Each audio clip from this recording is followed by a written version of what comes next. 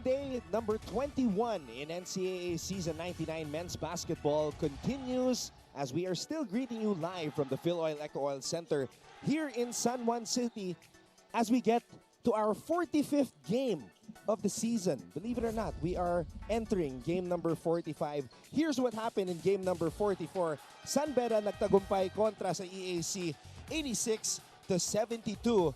So San Beda improving their stranglehold on the second spot in the team standings with a 7-2 win-loss card. EAC drops to 5-4, just on the outside looking in the team standings. We're going to see the whole picture later on, but we are going to get to, as I mentioned, game number 45 here in our NCAA Season 99 Men's Basketball Tournament, and it is a finals rematch. The two teams na nagbakbakan in 3 games in Season 98, Letran, Benilde, battled it out for the finals. Nagtagumpay ang Letran, nakumpleto ang three-peat.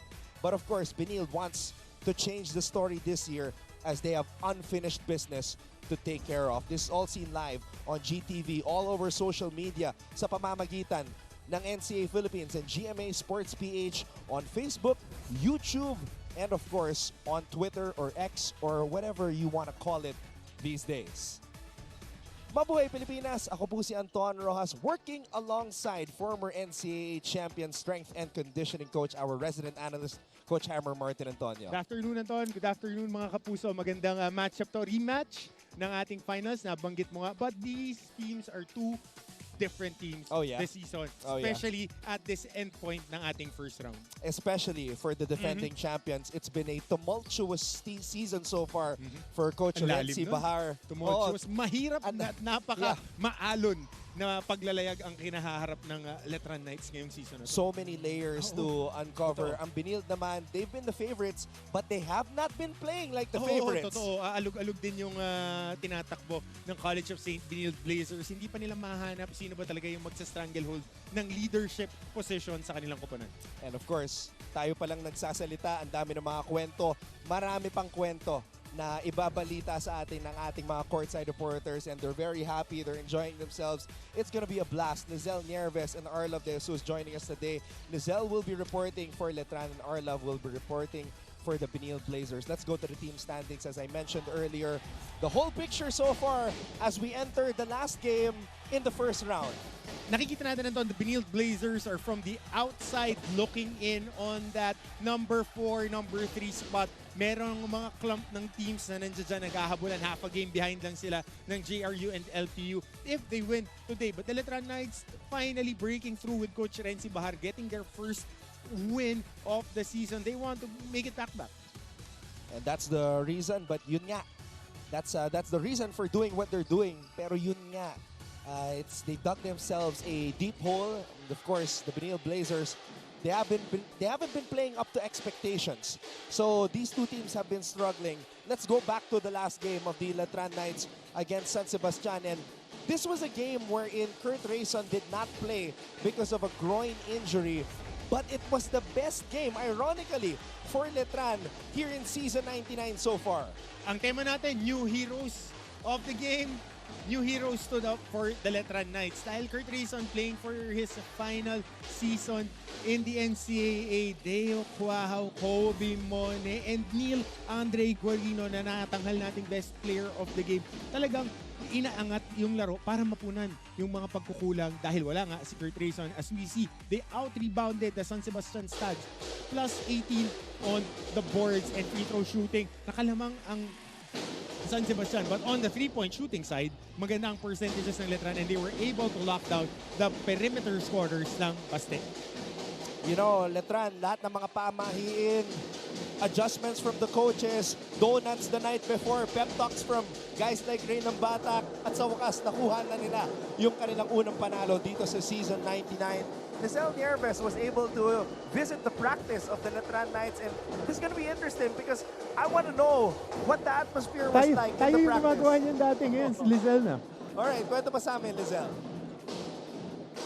All the Knights is finally here. pinakita na nga ng koponan na ito during their last game yung lakas at determinasyon ng isang three-peat championship team na hinihintay nating lahat. When I visited their training yesterday, I was able to witness their great chemistry on court and how they're able to make sure they become consistent in their ball movement. At dagdag pa ni Coach Renzi Bahar na nagkulang koponan sa kanilang team chemistry at effort during their previous games. Pero ngayon, kitang-kita na ang kanilang unselfishness on court at determinasyon na magawa at ma-execute ang kanilang game plan. But the question is, will we see this from the Knights in today's game? Abangan natin yan, Anton and Coach Hammer. I think that's a question every single game. Which version of the Knights will show up? Will the real Letran Knights please stand up? Yun na yung tanong sa kanila eh. Dahil for the past few seasons, alam natin na napakalakas ng dating ng Letran Knights and they're really a formidable team. Just trying to get their bearings right. All right, one more question before we let you go, Lizelle. We see Kurt Reyson warming up. Kamusta naman si Kurt? We mentioned that he did not play in the last game. Yes, Anton and Coach Hammer, the Knights will have their captain on board in their final rematch today. After some rehabilitation exercises, Kurt Reyson will be playing in this finals rematch, and he was able to recover from his groin injury sustained during their game with the Perpetual Altas and is now ready to take on the challenge in today's game. Now, will we be seeing yung pusong kampyonado ng Knights today? Abangan natin yan, Anton and Coach Hammer. Indeed. Maraming salamat, Lizelle, for your effort and, of course, that report. Coach Hammer, Kurt Reyson is a gamer.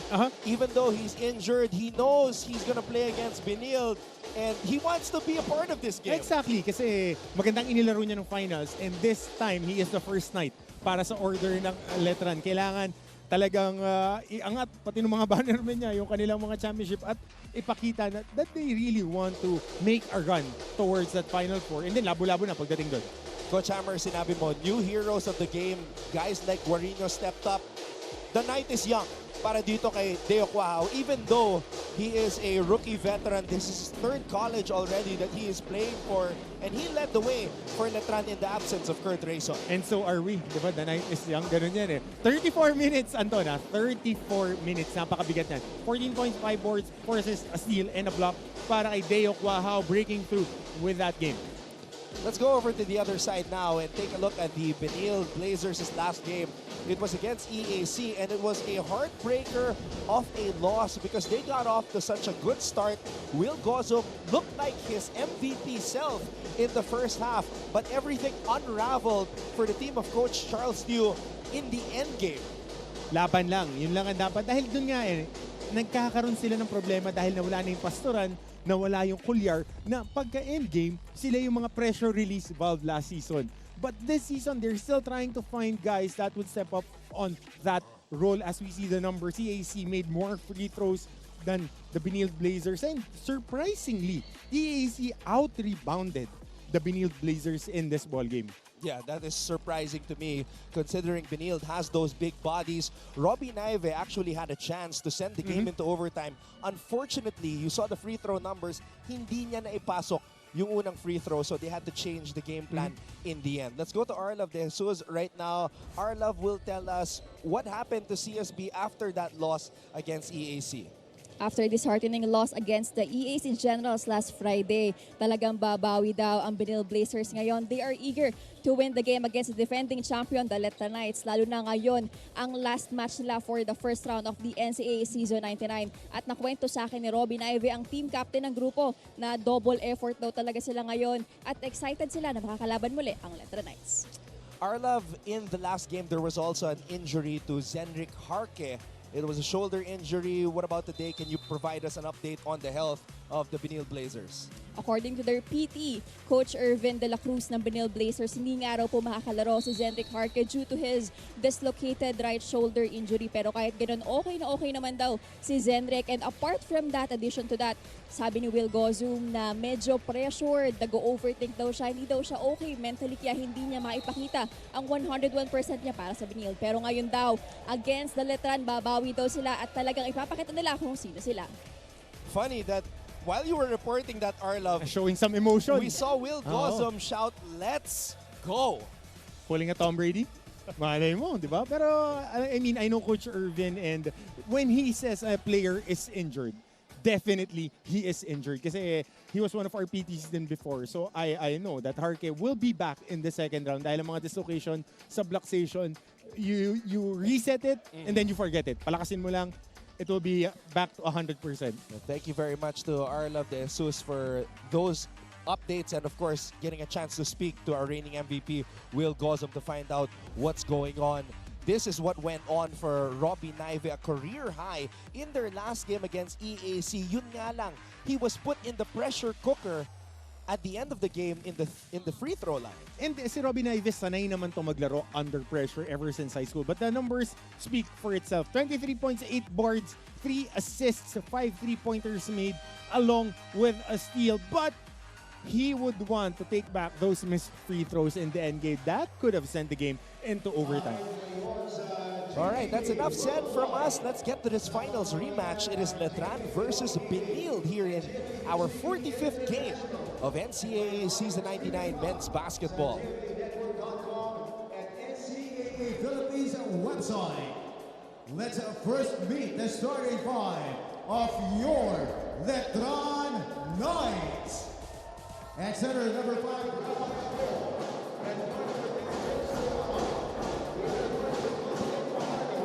Let's take a look at the starting five for Coach Renzi Bahar. So even though Kurt Reyson is suited up and ready to play, he will be coming off the bench.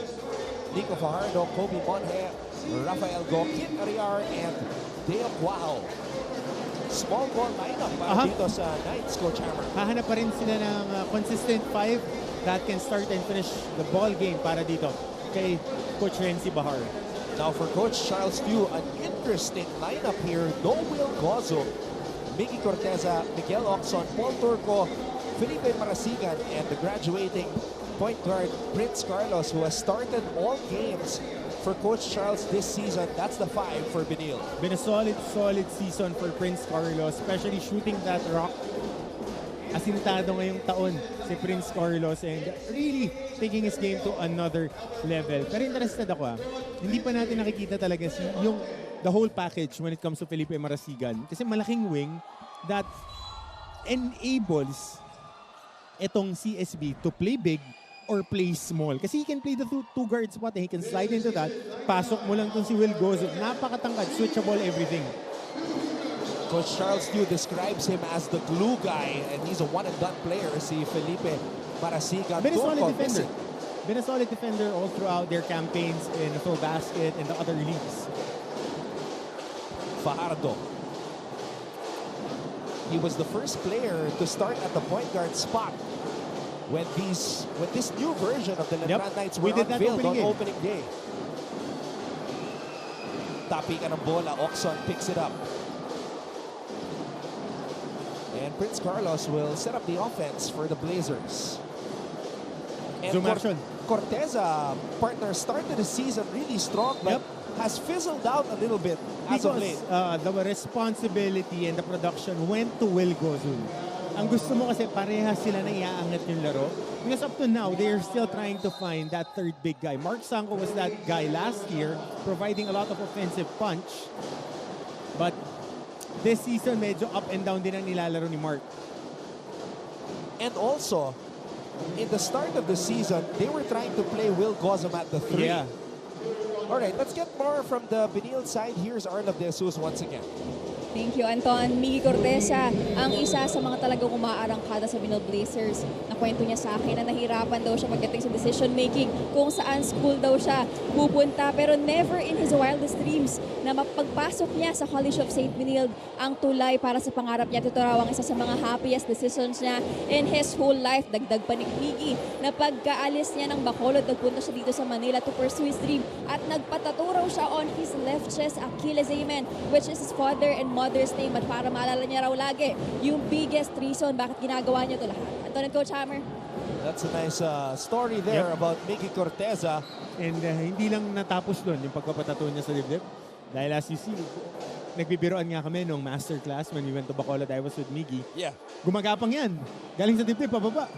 Tapos yung legs niya meron na yung half sleeve. Kala ko pinagkapang mo rin eh. Hindi. Andiin magpa-ensayo nung kasama ko sila ni Coach Dax sa Lasal Bacolod. Oh, the old stomping grounds Yep. of my high school coach, Coach Dax Castellano. Meanwhile, Corteza with a nifty move in the post. And yung kasing laro ni Miggy Corteza, it provides a lot of versatility. Lalo na pag nagsasabay sila ni Will Gozon, which is hindi gaano ginagamit ni Coach Charles in the first round. Parehas na skill players that can rebound and defend. Ang nagiging advantage nila is attacking from the perimeter like that and then finishing under the basket. Kaya nga key si Marasigan para kahit dalawang 6'3", 6'4" guy ang naglalaro underneath the basket, meron ka pang isang guy na switchable that can also rebound and defend. Mickey Corteza playing in his final season here in the NCAA. Tsaka sure ball yung mga floater niyan, tsaka yung elbow jumper. Full court man-to-man, pinapakita ng Benilde Blazers. Ariar gets it across. Quahao. Good matchup. Parehas taga Davao. Fajardo, pinasa dito kay Monje. Monje, 3 to shoot, fakes, fires. Tough shot. And Oxon picks up the loose ball. Carlos. Carlos to Corteza. Corteza on the move. Corteza grabs his own miss. Backing down Ariar and he completes the play. Basic move. 2 bumps. Go to the middle, use your strong hand, and shoot over the outstretched arms of the defenders. High percentage shot para kay Miggy Corteza. Let's get this courtside update on the Letran side with Lizelle Yerves. Anton and Coach Hammer, halong sabik at kaba ang nararamdaman ngayon ng Letran Knights as they come head-to-head with the Benilde Blazers. But this is the day of redemption. Noon nakausap ko si Coach Renzi Bahar, nasabi niya sa akin that they reviewed their games, fixed their mistakes, and are ready to grace the floor. Back to the drawing board, pinaalala niya ang koponan na i-duplicate ang effort at aggressiveness na pinakita nila last game. At kahit na marami na ang ayaw maniwala sa team, tayo-tayo lang din ang magpapangat sa sarili natin. Step by step, one game at a time. Will we see the Knights United on the floor today? Balik muna sa inyo, Anton and Coach Hammer. Coach Hammer, you know this very well, being a part of a team. You're all you've got. You're all you need. Social media nowadays is so toxic, and when things aren't going well, it feels like the world is crumbling down on you. And for the Letran Knights, they just have to You need have to have each other's backs. thick skin. Maraming sasabihin yung mga ibang tao, but you need to keep on playing. At the end of the day, kayo-kayong magkakasama, kayo ang dumidin, kayo ang bumabakbak. Pagka panalo, sama-sama sa sarap. Pagkatalo, sama-sama rin tayo sa hirap. Ganyan yan eh. Ganyan ang mga teams. And dynasties go through it. Ebbs and flows. Ebbs and flows, you need to stay the course and just keep on keeping on. Sounds like a pep talk right there. Yep. Hyped ako eh. He's got a classic Coach Hammer, Martin Antonio pep talk right there. 6 minutes and 35 seconds remaining in the first quarter. Monje. Tsaka ang hirap niya ng tono. As we see Kobe Monje on the free throw line. I mean, coming off 3 championships, everybody, you're the toast of the town. Yep. And then you're going through a transition year that some of the guys that you recruited nag-build up, nag-residence pa rin sa Team B. And then the younger guys that you expected to step up is still adjusting. Very steep learning curve yan for them. Meanwhile, Gozom is in the game for the first time. Corteza, short on the layup. Babalik ang bola sa mga Letranista. Ariar. Monje. Monje against Gozom. Ariar, drop step, draws a foul. A sweeping right hook. Papunta dito kay Kent Ariar, who's a little bit more assertive now on the offensive side. Alam mo, Kanton, when he first showed up in the NCAA post-pandemic, I was able to cover him in one of the regional basketball leagues. This guy, galing sa Cebu, guard kasi ito eh. So pinalaki nila, pinalapad. Kaya nakikita mo komportable siya nagbababa ng bola. May guard skills. And Cebuano eh, fighter. So, alam mong meron at meron. The impression I have from covering players from Cebu is they're fast and yun nga, fighter, go hard, Go hard lang. walang preno. But of course, that has changed through the years. Saka hyper-skilled, hyper-competitive. Gozo backing down Monhe, fade away, one-legged. Corteza throws it out to Carlos. Carlos stops, pops, and connects. Really improved this range. Itong si Prince Carlos. I was able to see this guy literally grow in front of my eyes. I was coaching in the high school ranks. He was a guard for Zobel. And ngayon, as a leader of this team, ang laki ng in-improve niya when it comes to his skill and shot making. Monhe fading away. Dati parang baby pa nila Brent yun, tsaka nila Aljun eh. Pero yung laro ni Prince was never like baby. Oo, no. Madiin maglaro. Yung madiin, this guy. Miguel Oxon drops in his first triple of the game. Benilde leads Letran 9-5 as we head to this break.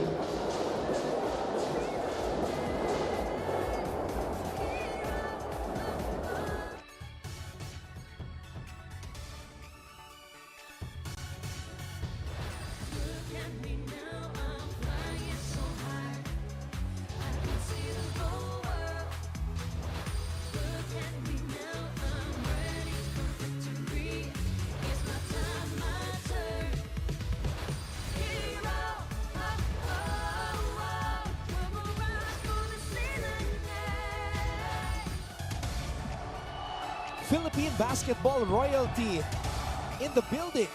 And former Benilde Blazers head coach as well, Coach Richard Del Rosario. Was he head coach or assistant coach? Head coach. Head coach. He was the head coach. Kasi parang silang dalawa ni Coach Kaloy. Sina ano yun eh? Interim. No, he was the head coach. Nila Atan. No. Si Carlo Lastimosa. Carlo was still Lastimosa. there. Oh. Yeah, Coach Dax Castellano, of course, beside Coach Richard Del Rosario. Kasi ang pagkakaintindi ko, ang head coach silang dalawa. Silang dalawa ni Coach Kaloy joined at the hip and they were still coaching here. No, when I came in season 85, Coach Richard was the head coach of Benilde. Sa list lang tayo, no? 84 ako. We always go back to where we started. Yep. Here in the NCAA, Miguel Oxon knocking down a corner triple. Sila ano yun eh, Ili Johnston, Jello Montecastro was still there when Coach Richard came in.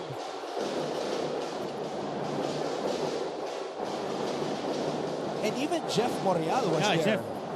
Who's now also coaching. Coaching na rin si Jeff. Coaching na rin si Jeff. I think high school level. Who played for Letran High School and then for the College of St. Benilde Blazers. Fajardo. Tapi ka ng bola, mapupunta dito kay Kevin Santos. A guy who I believe has to grow up fast. No, definitely. If Letran is going to be a force once again. Because as of right now, you wouldn't think that they're the three-time defending champions with their record. Alam mo kasi Anton, nagka-transition din talaga ng players. I mean, that happens to the best squads. Dahil may mga time nag-graduate yung players mo and you need to reload. The pass. Turco scores off the great assist by Will Gozo. Ito rin yung magandang value na nabibigay ni Paul Turco. Very mobile big guy who likes to mix it up underneath. Throwback, hindi masyado tumitira ng perimeter shots. Just knows his role. Rim protector. Just like that.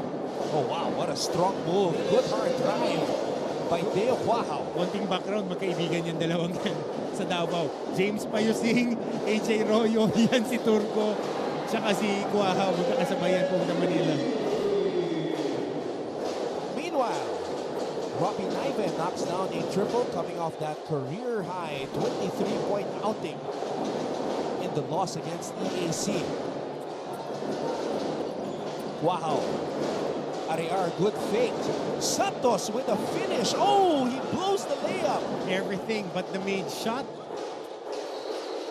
Oh, my. That's what I was saying about Kevin Santos. He's oozing with potential, with the length and the height, but the finishing is where he needs to work on. Mag-i-improve pa yan. He's very young. He's 21 years old.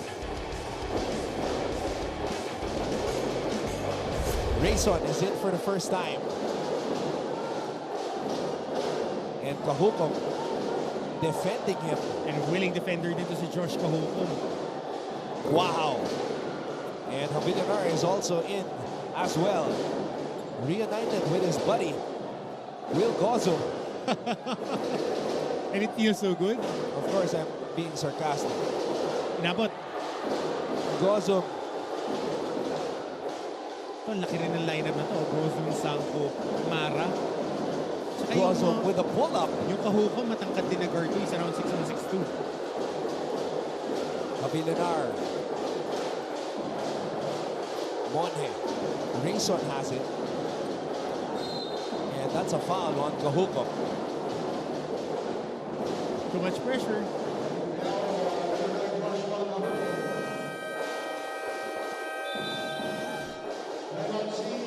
It's still a 7-point lead for Benilde. Coach Charles Tew calls a timeout.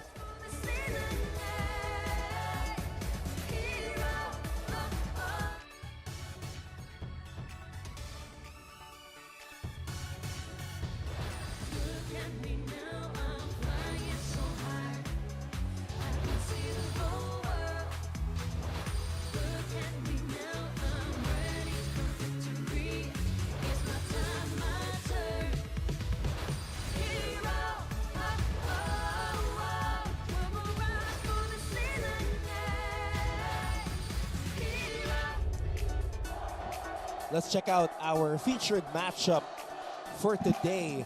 Kobe Monhe and Miggy Corteza. Both good athletes, both combo forwards. Miggy Corteza having an advantage on the point production. More touches for him, more offensive-minded on the rebounding.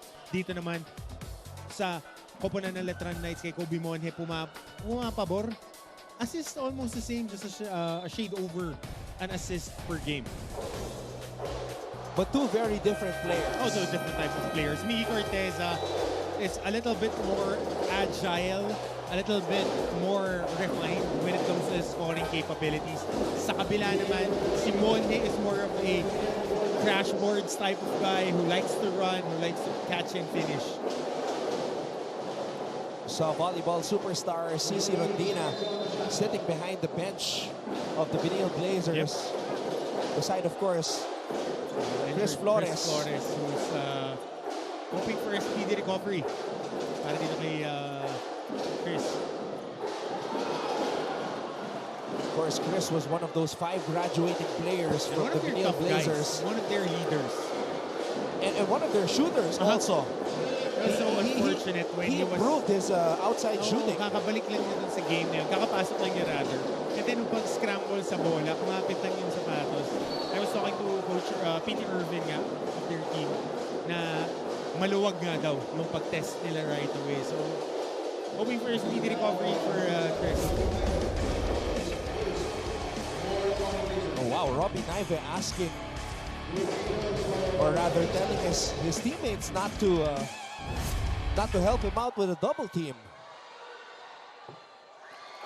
And Santos drains the first free throw. Robbie looks like he spends a lot of time in the weight room, so he can take Santos backing down on him. Yep. Santos, though, has a huge advantage in height and length. So Length. hard to defend. Kailangan early work pagka mas maliit sa'yo ang bumabantay. And early work ka talaga. Speaking of early bird, everybody was late to try to defend Robbie Naive.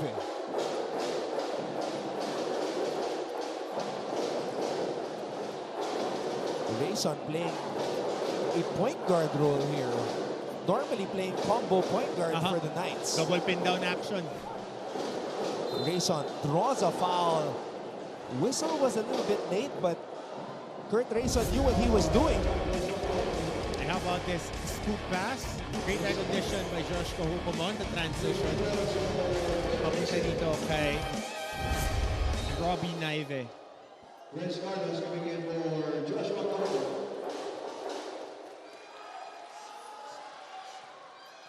Kurt Reyson also playing in his final season in the NCAA. Missing on the first It's been a tough season for Kurt Reyson. I mean, as expected, you would be getting a lot of attention now that you're the focal point of the offense. Then nakikita natin dati, si Kurt can pick his spots, but now, talagang swarm pagka siya yung binabantayan. And Kurt is actually the only graduating player on this Letran team.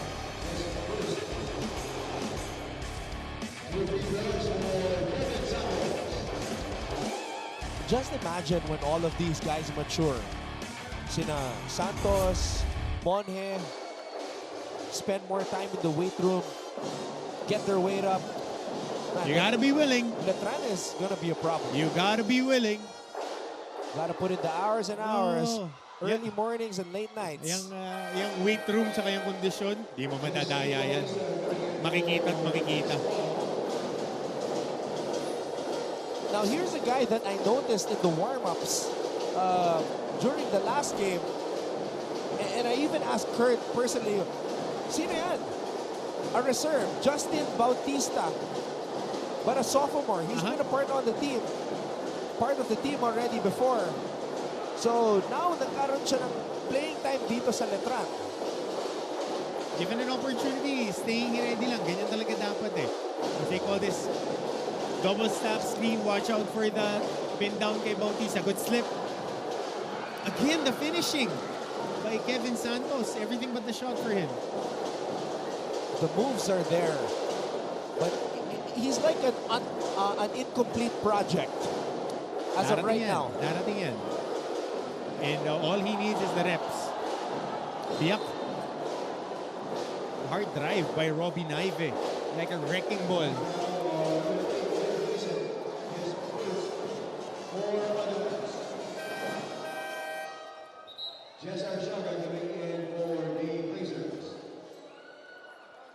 Arshaka checks into the game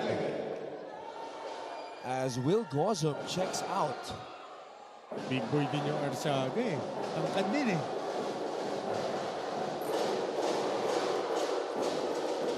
Of course, our NCAA commissioner, Tonichi Puhante. I bet you would rock his polo. Not as good as he does, though. Definitely. I will say this, though. One of my most vivid memories of Coach Tonichi Puhante was in the finals last year when Benilde and Letran were playing against each other, and he called them center court. And he was giving them a pep talk saying that he wants a clean and fair game. And that these are both his schools, Letran and Benilde. Exactly. Sabi nga niya, when he first came into position as early commissioner, loyalty to the school ends when his job starts. Yan na naman yan eh. Trabaho. Tulad doon, tinatrabaho nila sa depensa, nahirapan si Pao Villanor. Coach Commissioner Tonichi, second straight season as the commissioner of the NCAA. So now being a 4 guy, I don't see Will Gozum in his more favorable position if you ask me. He's more of a 4 than a 3, or he could be an off-ball wing guy. Kasi ang skill set niya is crashing the boards and just attacking off that ball swing. Oxon, short. And that will do it. For the first quarter of play, the Benilde Blazers lead the Colegio de San Juan de Letran, Knights 18-11. We'll be back for quarter number 2. This is our live coverage of NCAA Season 99 New Heroes of the Game.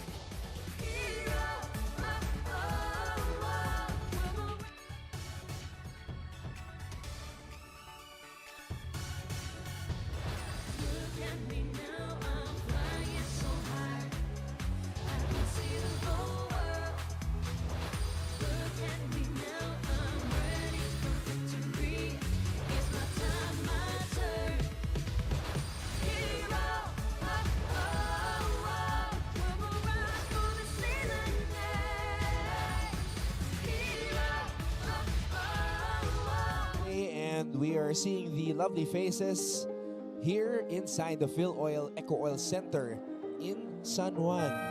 Blessed Sunday sa lahat po ng mga nanonood ngayon, wherever it is you're watching, here in the Philippines or all over the world.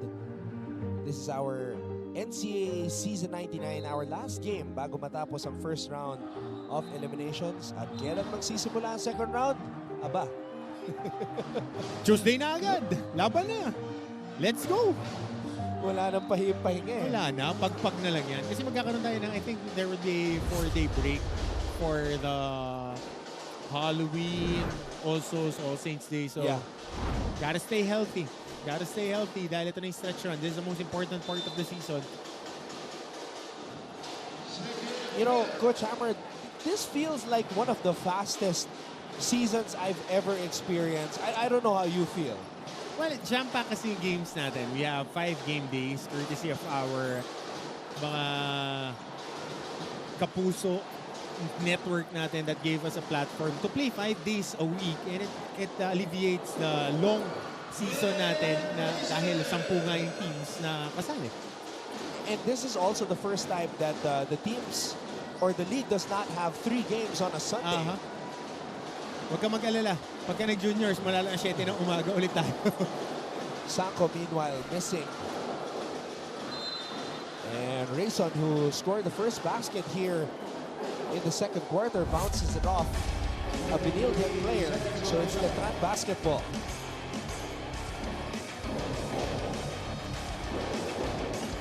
And here's Reyson scoring his first basket here. In every basket, talagang lamog si Kurt Reyson to get to the shaded area.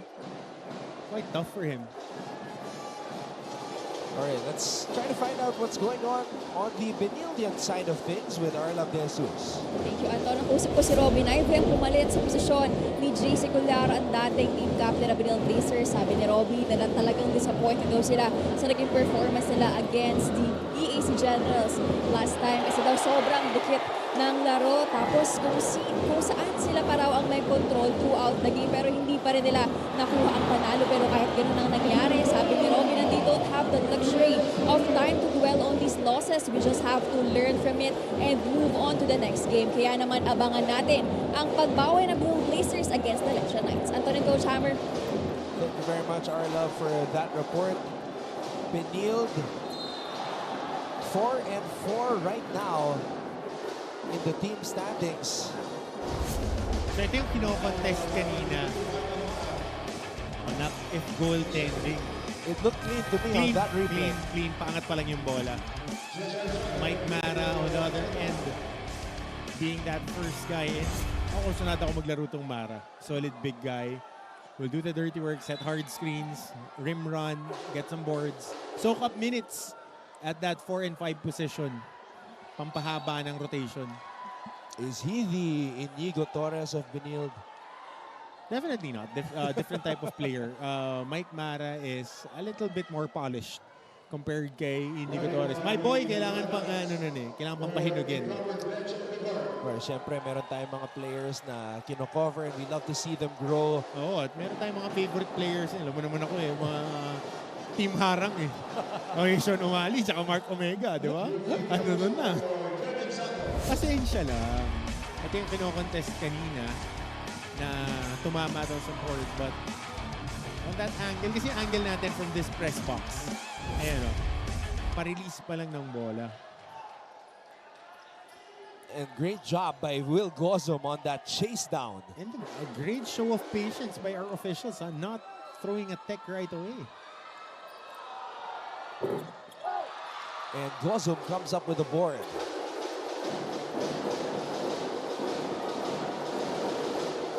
Carlos, binigay dito kay Naive. Arsiaga. Oh, misses at the rim. Ganda ng backdoor. Good wiper screen. Good wiper screen by Pau Havillonar. And Havillonar flexing on them. Oh my.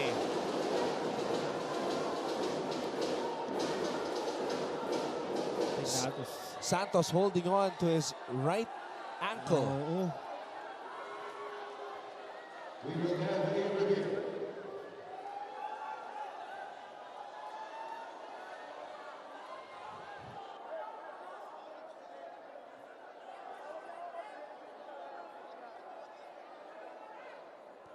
Kevin Santos on the floor right now, holding on to that right ankle.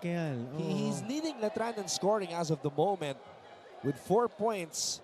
Not a high-scoring game, obviously. 1 rebound and 1 steal for Santos. Lahat ng kanyang puntos nang galing sa free throw line. But here he is. He's back on his feet. Silipin natin kung ano ba talaga nangyari doon.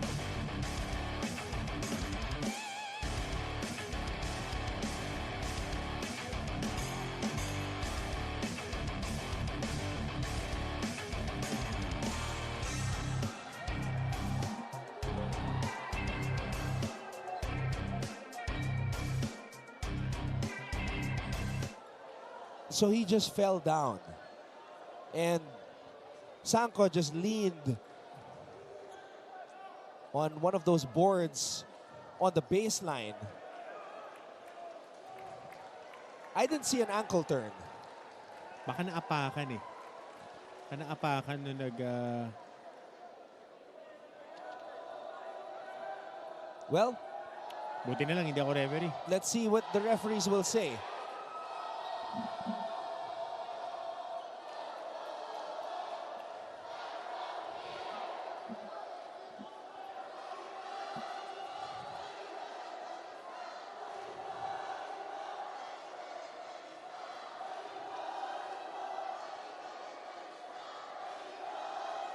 So now he's stretching his trying calf muscle on the right Trying to foot. mobilize that ankle. So no call?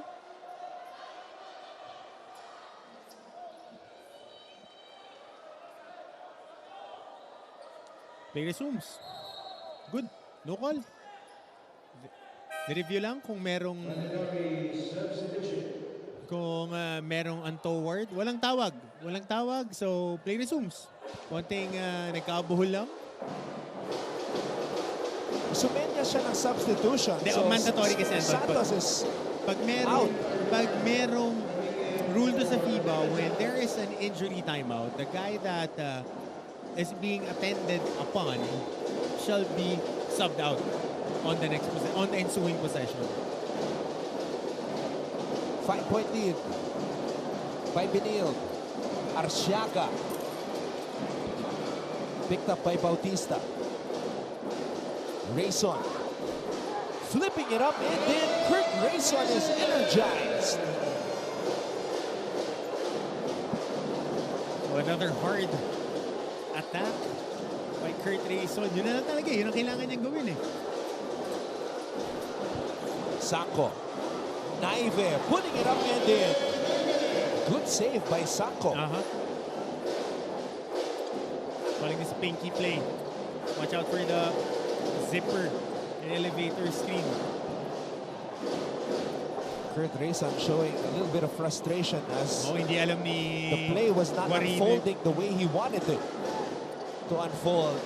Ariar missing on the turnaround. Babalik ang bola sa Benilde.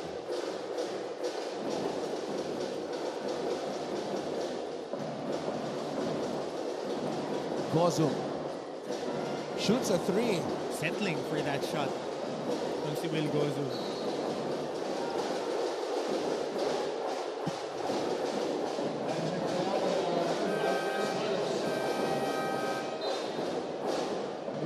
I don't recall a lot of play calls for Will.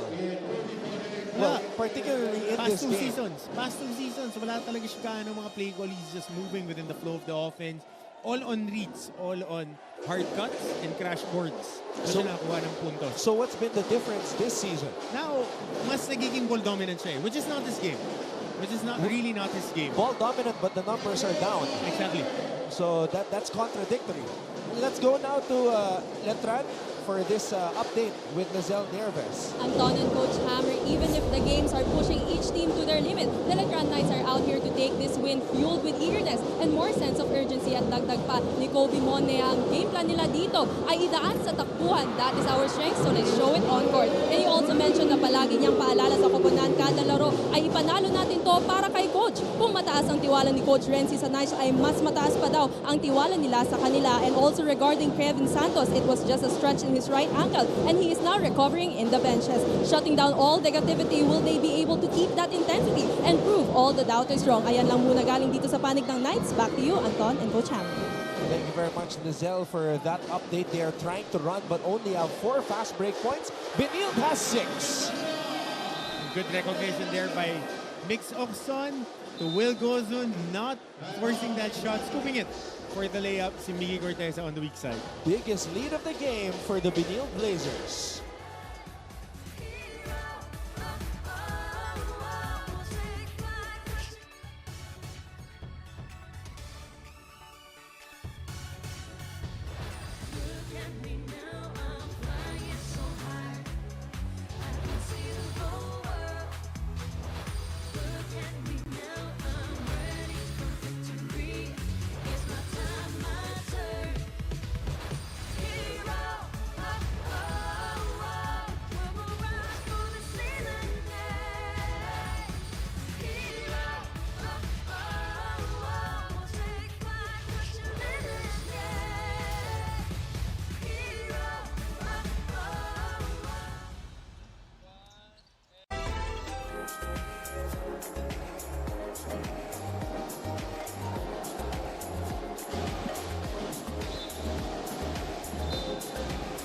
Back here inside the Phil Oil Eco Oil Center in San Juan.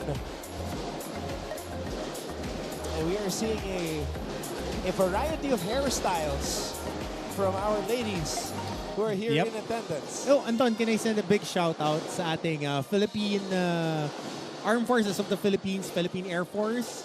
Of course, Kuya Mike Areola. And all our other, yung mga iba pang sangay, Army, Navy, lalo-lalo na Sunday ngayon. Lahat nakatutok sa atin, the Marines and the Coast Guard. Lahat yan, laging nanonood sa atin, especially on their downtime at weekends. Wow, on the move. Oh, hard drive. And that's the second time I've seen Letran run that play for Quahao. Pin down of that inbound play. And then Quahao deciding to drive. Kasi stagger stream lang yung double high, stagger. Doon sila nakakakuha ng magagandang looks dahil na confuse nila talaga yung depensa. Especially dahil shooter tong si Quahao, shooter din si Reyson, at itong si Fardo, very good attacker.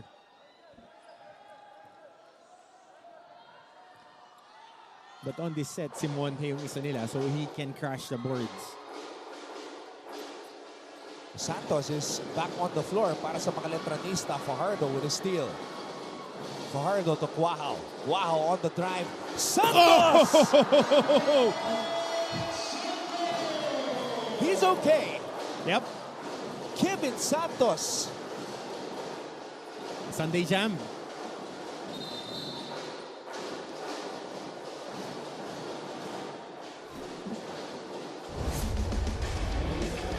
Deo Quahao aatake. Ibababa ang bola kay Santos. Kevin Santos, pakita mo kung sino ka. Somebody put that on Instagram. Pakong-pako yung dunk. Ganda, dalawa pa yung sumabay. And Coach Renzi Bahar is asking for a foul even.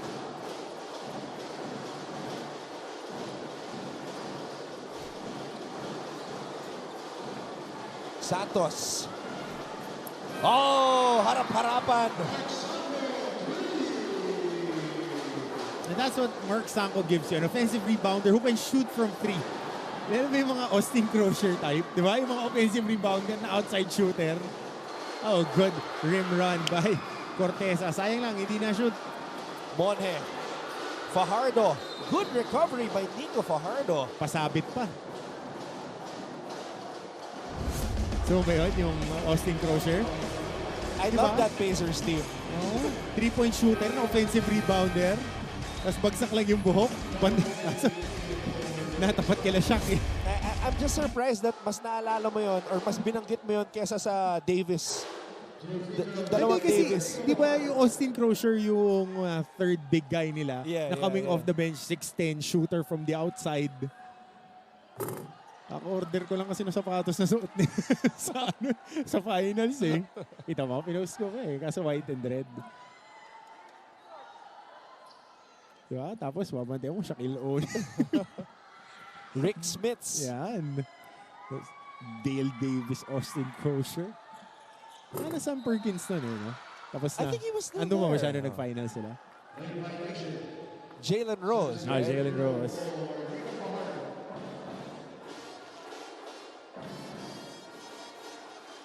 Four minutes and 18 seconds remaining here in the first half.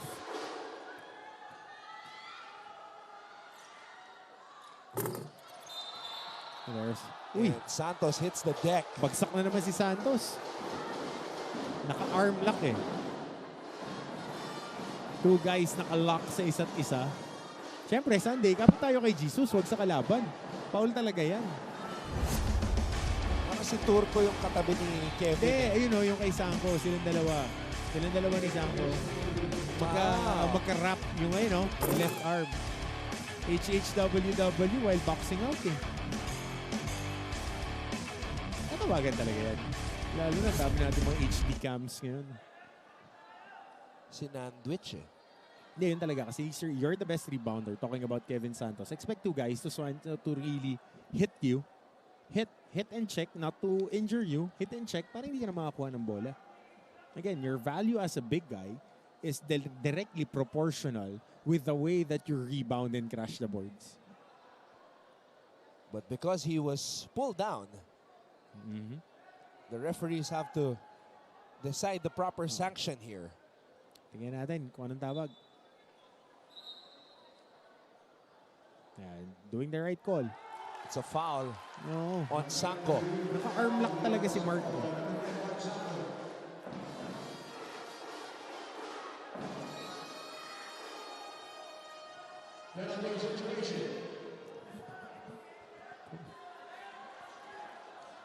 Now, Benilde is in the penalty.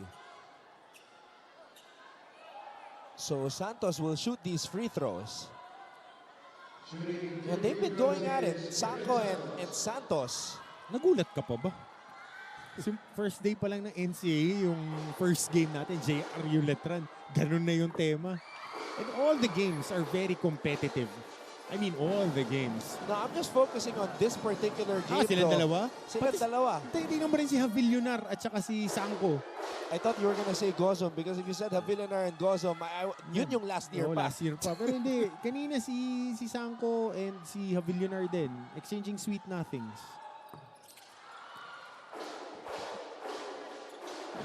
Meanwhile, Cortez against the rebound.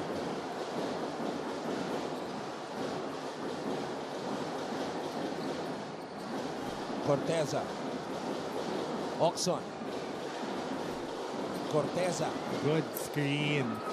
Then yung UCLA action doon. From the post ng small guy to the big guy, hindi lang na-shoot yung one-hand floater ni Miggy Corteza.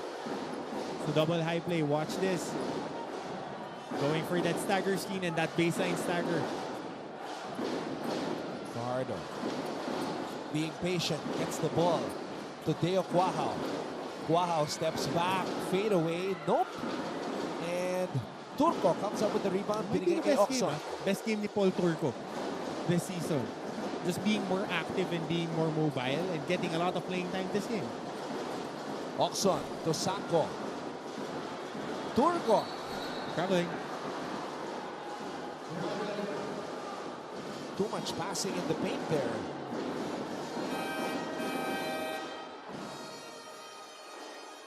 And now Kurt Reyson is set to return.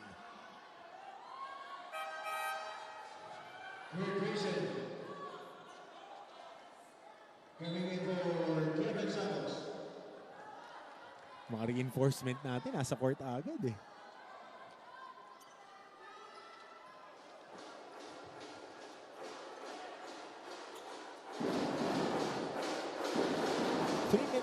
16 seconds remaining here in the second quarter. Earlier, I was stating as how I feel about how fast the season has gone. But this game has gone slow, this first half. Maraming fouls na tinawag dito. Ito na, Santos at Sanko. Monhe, pinalik kay Santos. Ariar. There you go. Turnaround jump hook. And now Letran is getting to the ball a lot quicker, and they cut the Benilde lead to 5.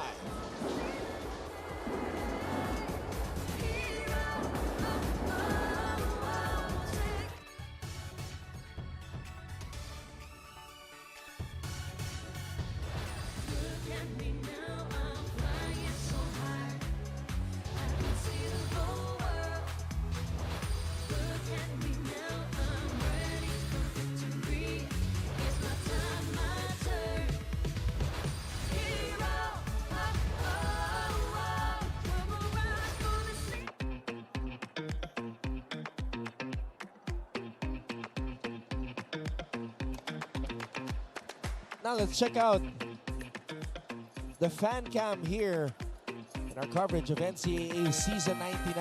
A dominant Benildean crowd on this Sunday. You gotta tip your hat din, This season, a lot of students, a lot of alumni have been doing the trek to go here in the Philoil Eco Oil Center. Even on weekends.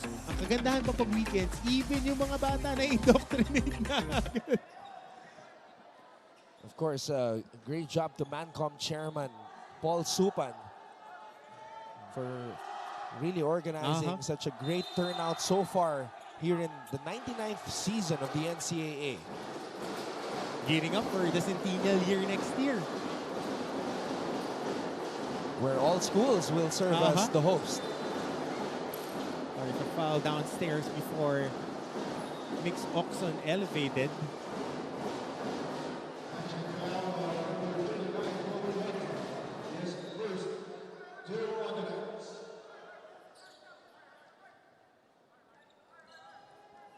Charles Tew, consultant Raiko Toroman on the bench behind him.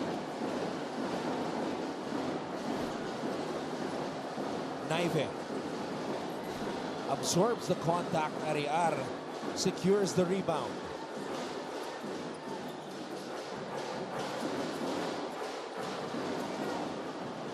Ariar wild hook, goes up with the board.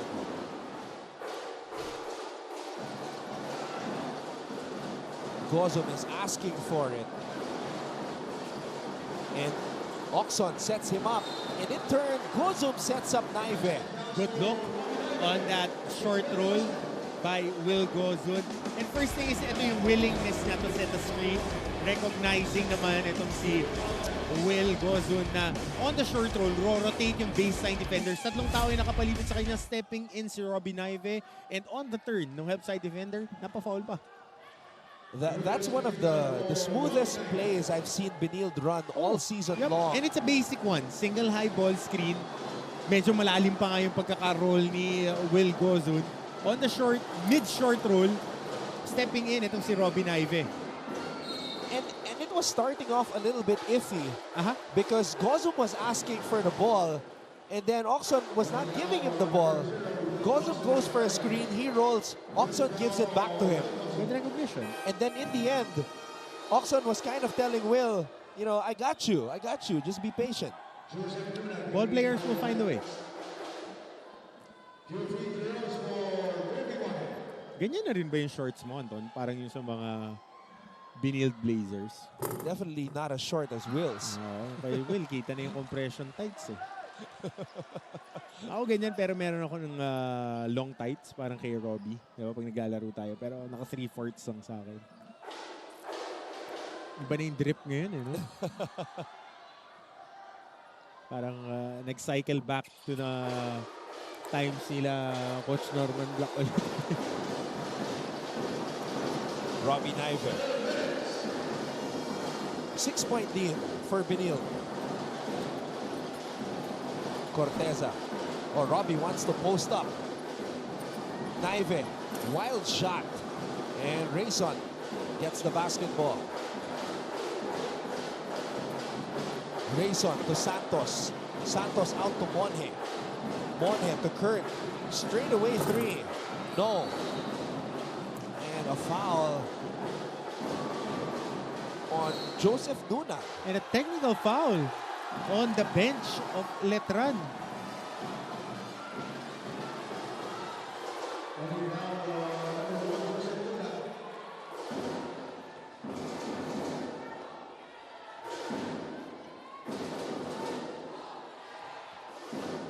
Taking off now on the Letran Knights for second infraction of improper bench protocol.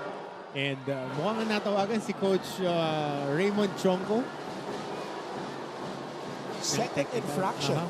Improper bench decorum. Sinasabi nila hawak daw yung jersey ni Mark Sampo.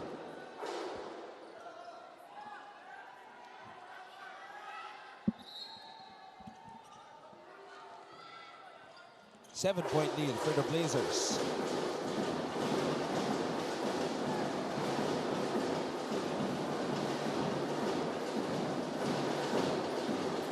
Corteza.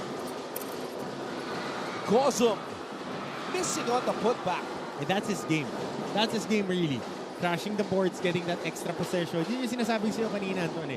Ngayon, mas naghahanap siya ng bola to execute instead of playing in his natural role that gave him that MVP season. Gozum has not scored.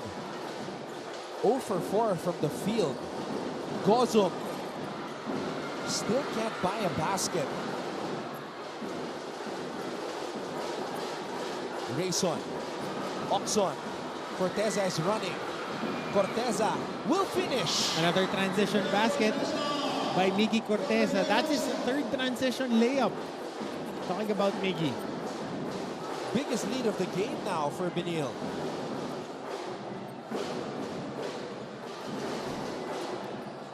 Wow. Pass deflected. Oxon. A good hustle back by Deo Cuahaw. Mga dabawin nyo. Nagbabantayan.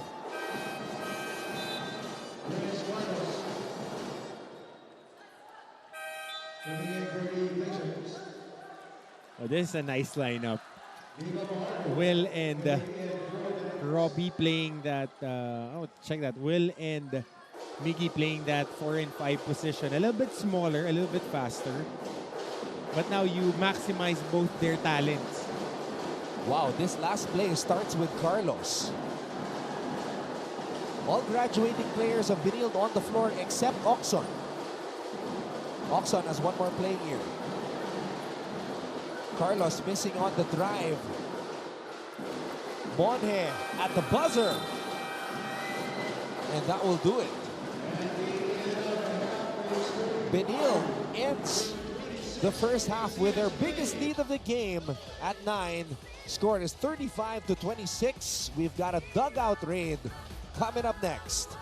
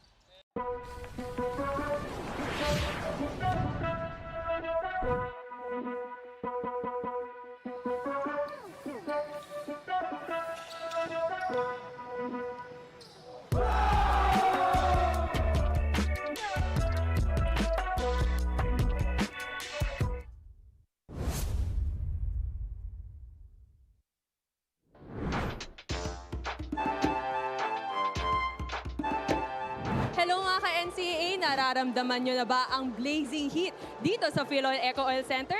That is because nandito na nga ang Benilde Blazers sa kanilang dugout. Kilalanin natin ang mga players ng koponan na ito at tignan kung ano nga ba ang mga preparasyon at seremonyas na ginagawa nila before their games. I am Lizelle Anierves and this is the Dugout Raid. Let's go!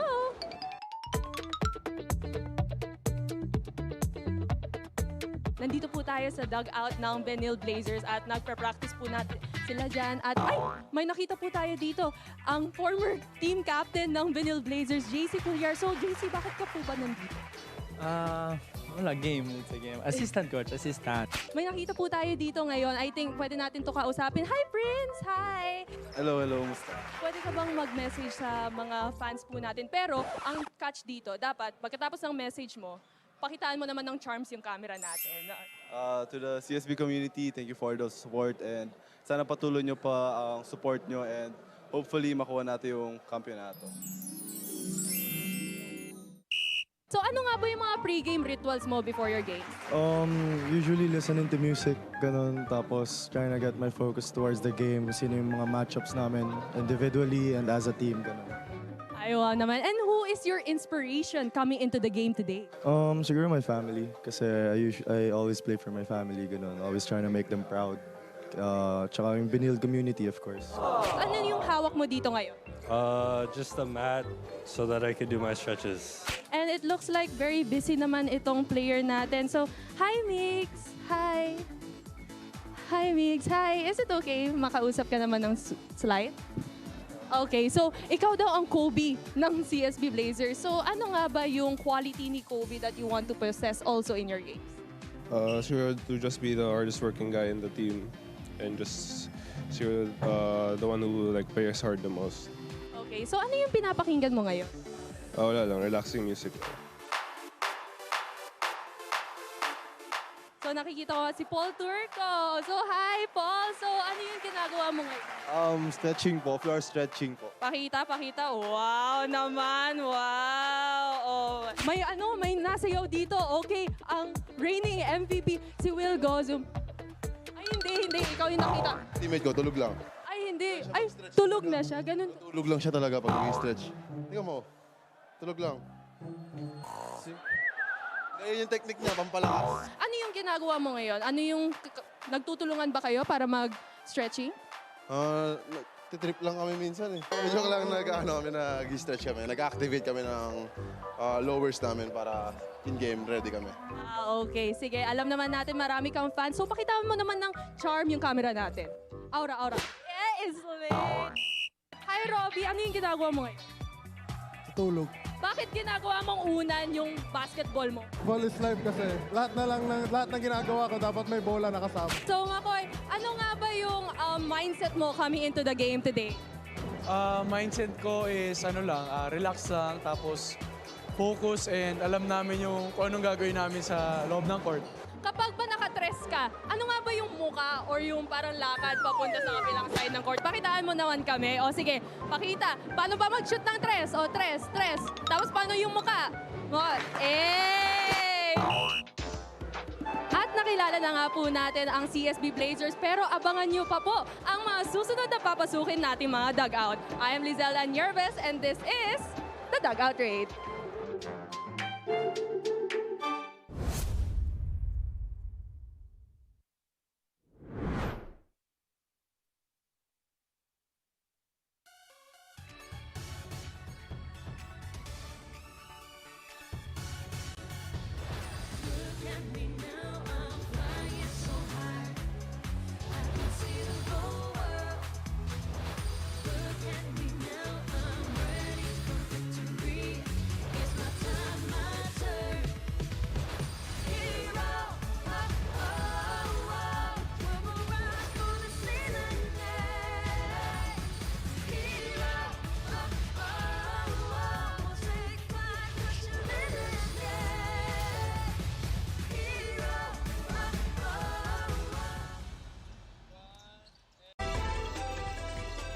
Eto na nga, kaabang-abang ang may init na bakbakan po ng mga koponan sa NCAA Season 99.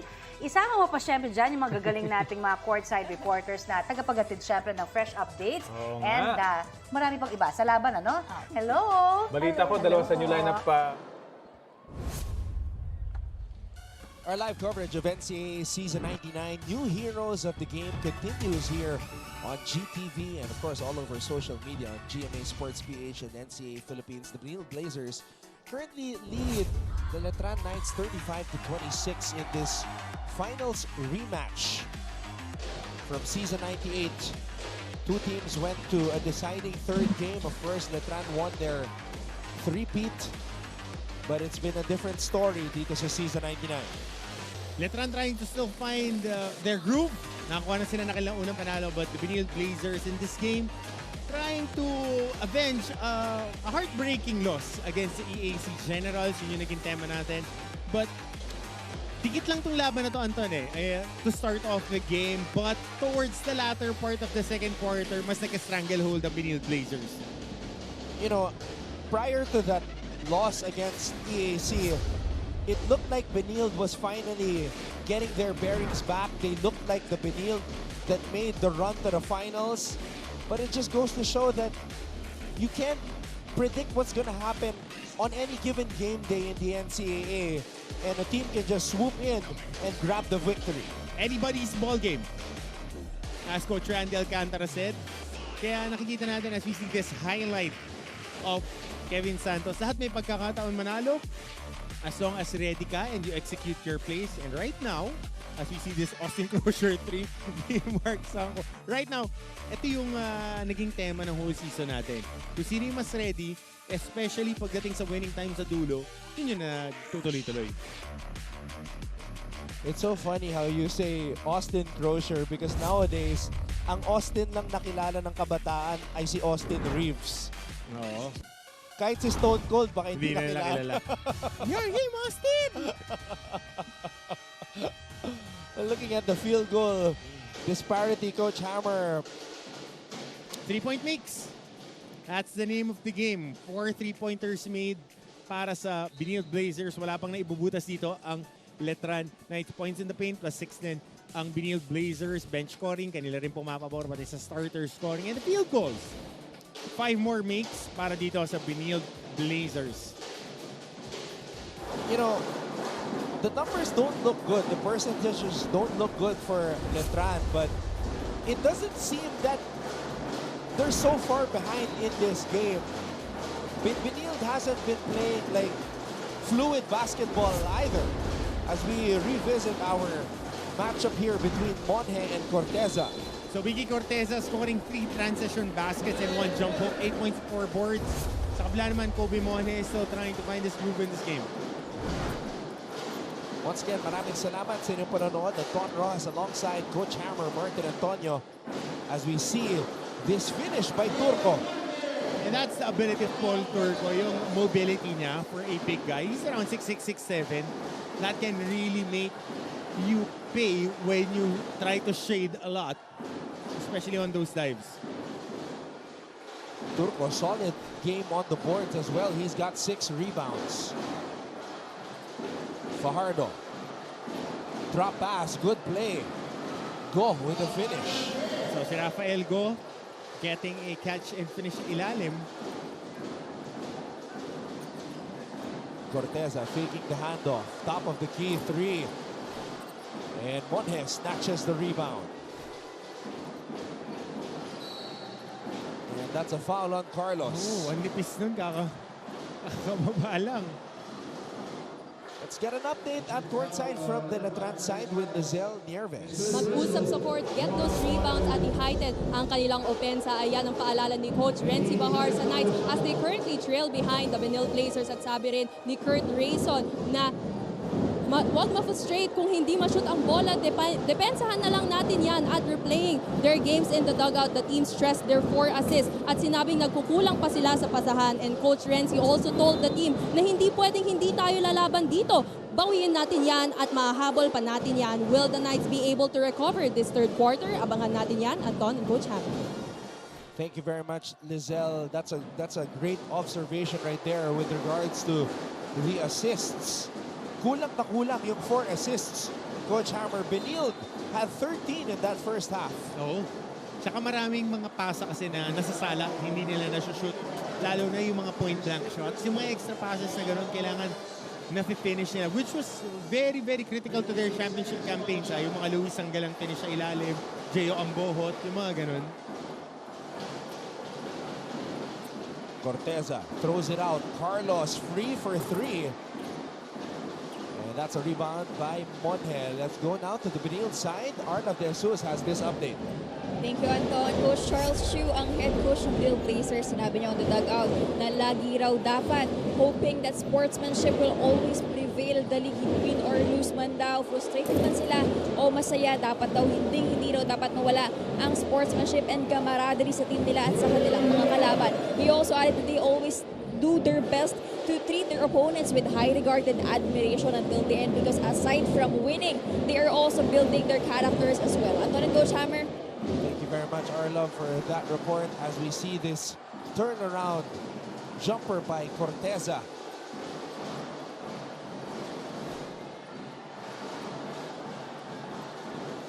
Fajardo. Wow. Monge. Oxon picks up the basketball. Oxon, nice pass by Oxon to Corteza. Another transition basket for Miggy Corteza. And he has been filling the lanes. And just doing his job. Yeah, Corteza gets a lot of his points by filling the lanes, especially on the fast break, because he's a big who can run. Will Gozum waiting to return to the game, watching.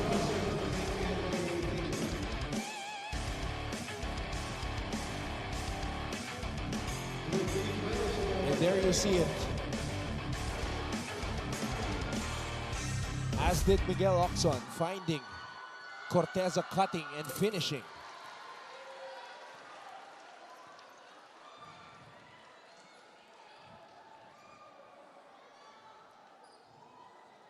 Seven minutes and 8 seconds. That is the time remaining in the third.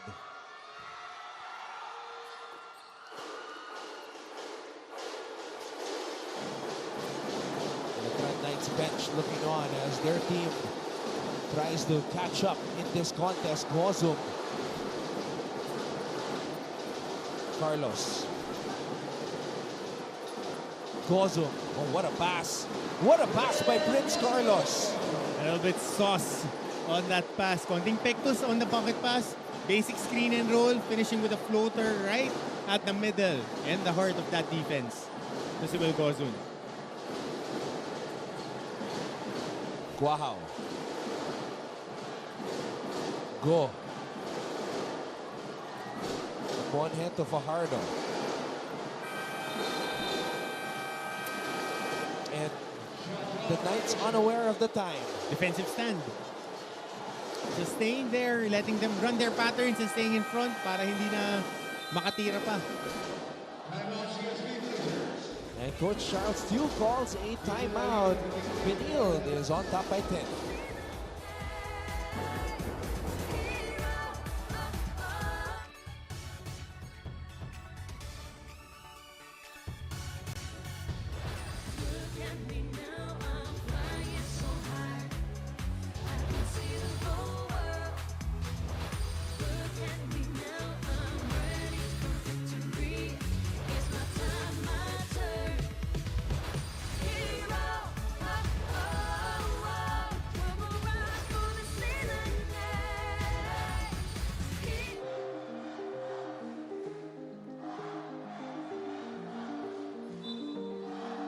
Checking out the smile cam. And Coach Hammer, what does this music remind you of? With the piano. Something that I don't listen to. Stuff that I don't listen to. I do. I actually do. I just with saw my wife. I just saw one of the most confused looks I've ever seen from the face of Coach Hammer. What? Maybe you should try playing that kind of music while you're working out. No. No. I need my coffee, I need my sports updates, and I need my bumper plates. I'm all good and set, my friend. Carlos, binigay dito kay Oxon. Sets up for the 3. Miguel Oxon knocks down a long-range bomb. And that's a jab and pull-up para dito kay Miguel Oxon. But, mahirap lalo na pagka in rhythm na. At mahirap na sitwasyon to para sa Letran. As Coach Renzi Bahar calls the number of Kurt Reyson. Oh, Gozum step on the baseline again. Matingkad na matingkad yung sapatos ni Will. Kita pagka-landing. That's the second time in 2 games that we've seen Will Gozum step on a baseline on a rebound.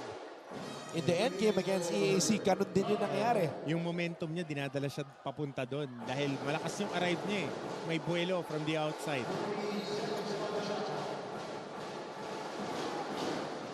Reyson just check back in.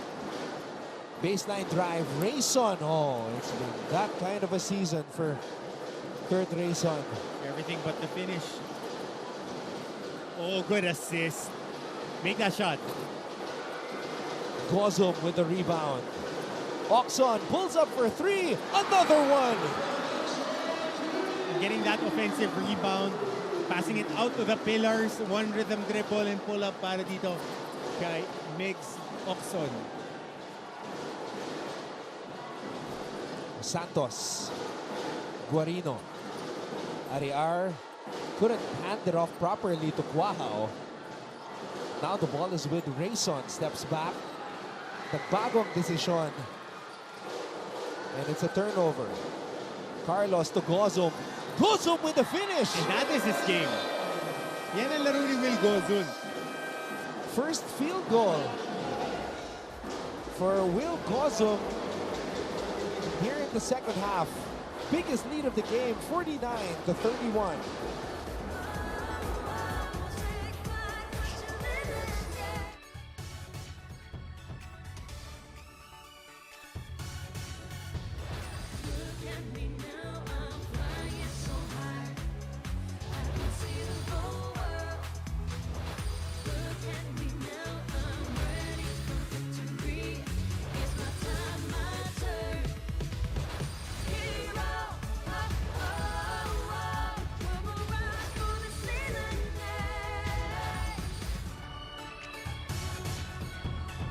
This has been one of the best quarters we've seen from the team of Coach Charles Q all season long. They are looking like the Benilde Blazers that made a run to the finals last year. Miguel Oxon, back-to-back threes right down the middle. And then the MVP, Will Gozum, running the floor. And when he does that, he's virtually unstoppable. Definitely. Quick 8-0 run. Courtesy of 2 3-pointers and 1 transition layup by Will Gozum. Hardest thing to stop is a mobile big guy if you're playing with a traditional set of 2 big guys na poste-poste. That's the strength of the Benilde Blazers. Pagka sumabay ka sa takbuhan sa kanila, yari ka talaga. Kasi sanay sila maglaro with pace and space. Letran down big.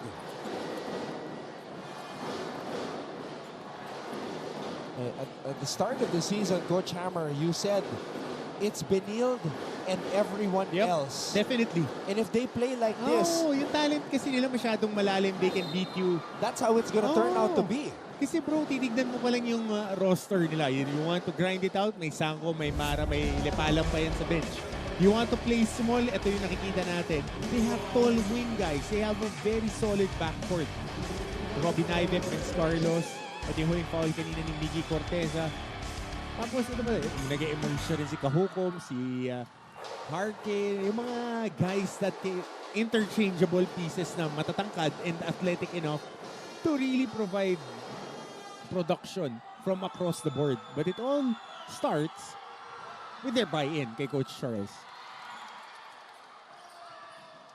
And Reyson missing on the second free throw. Babalik ang bola dito sa Benilde. Kahukom, cross-court pass, Marasigan. Gives it to Kahukom.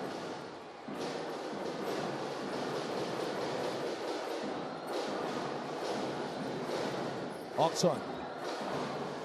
Oxon off the glass. 8 points in the period for Miguel Oxon. Using the window para kay Mix Oxon. Good, maganda ng mga patience ni Marasigan for that pass. Marami ng open look, but they were really keying in on Mix Oxon. Santos against Gozo. Wow. Long range 3 in and out, and Gozo picks up the rebound. Marasigan, bounce pass para kay Will. Back to Marasigan. Corteza. Wow! The Benilde Blazers are humming. Galing ng Marasigan. Role player talaga. Maganda yung takbo nila with this extra passes. Dalawa na yun, na magandang pasa from him. Santos. And that's going to be a foul.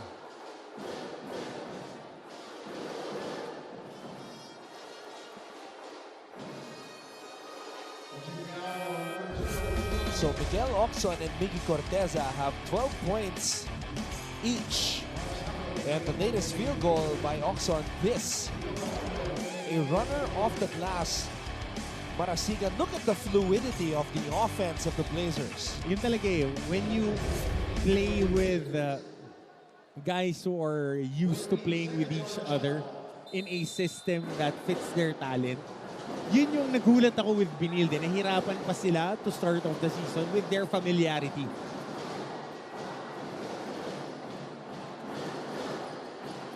Fajardo.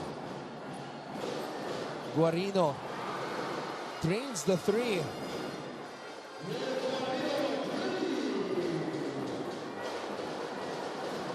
One of the few right things that they've done here in the third.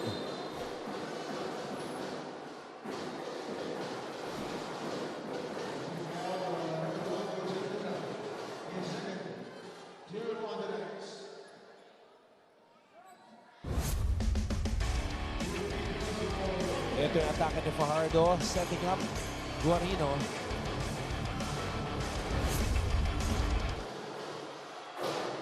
Robbie, first free throw up and in.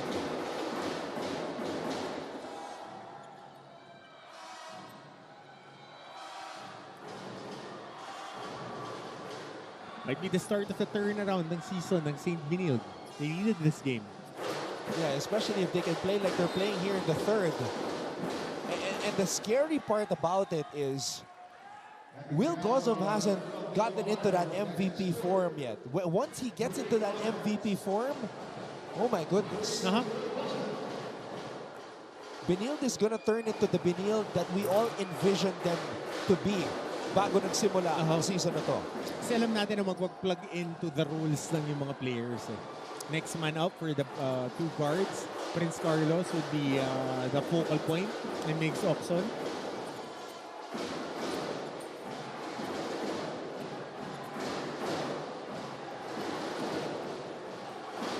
Point lead for Benilde.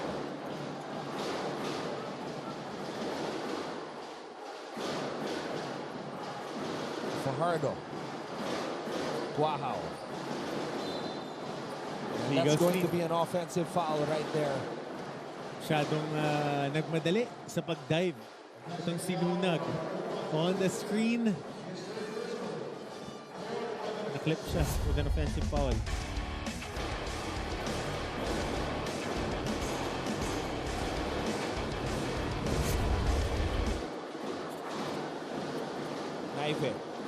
Oxon.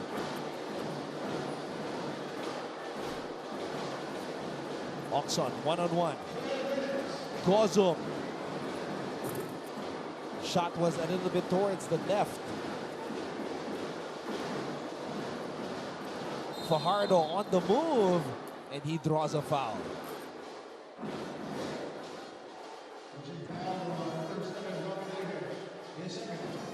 Kobe Monhe, Stephen Garupin, and Kurt Reyson looking on from the bench. Garupin hindi pa naglalaro. He made that surprising debut against San Beda. And surprising talaga kasi hindi siya pina-finish ng game. And he was really doing well against the Red Lions. He hadn't seen action prior to that game against San Beda. Suddenly inserted in and made an impact. Double digit, no?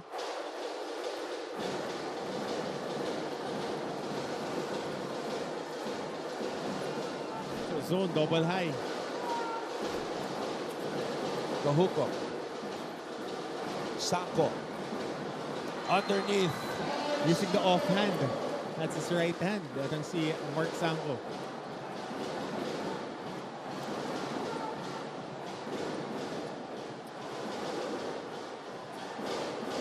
Luna.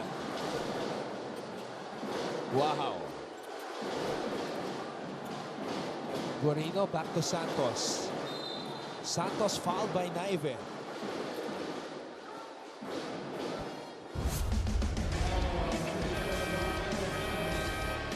Ito yung salon ni Sanko.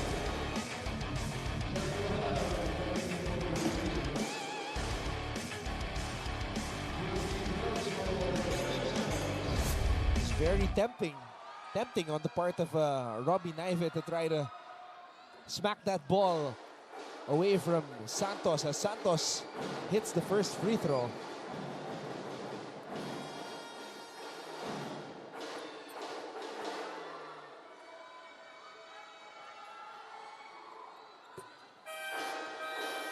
Second free throw is good. At ngayon, humugot na ng malalim si Coach Renzi Bohorcelo, who hit a quarter-court shot. Is Shot now of a in for the lifetime. first time. Shot of a lifetime pero walang premyo. Oh. So, sticking to this zone ang Letran. Jericho Halalon just checked into the game, missing on a three. Now we covered him in the juniors for the Arellano Braves. Sila nila SJ Moore.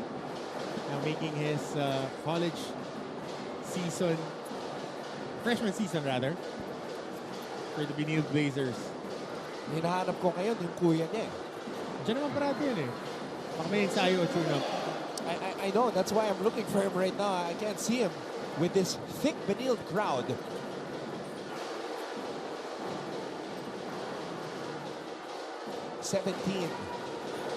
Point lead for the Benilde Blazers. Kahuko. Corner triple is up and in for Kahuko. Bonus points for Josh Kahuko, especially to the end of the quarter. Finally, Benilde able to execute on that end of quarter play. And we'll be back for quarter number 4. You're watching our live coverage of NCAA Season 99.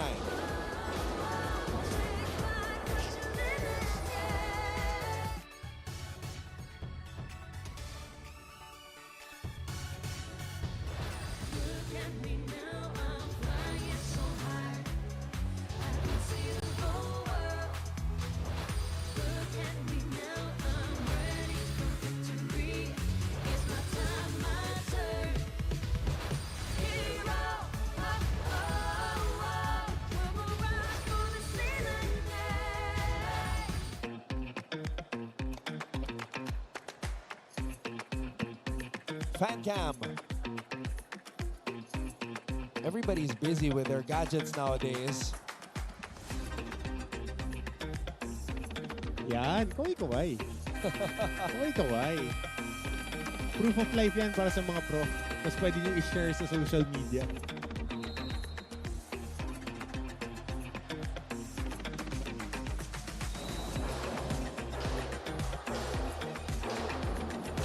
Again, thank you so much to everybody who are tuned in right now, watching live on GTV or wherever you are watching on social media via NCAA Philippines and GMA Sports PH.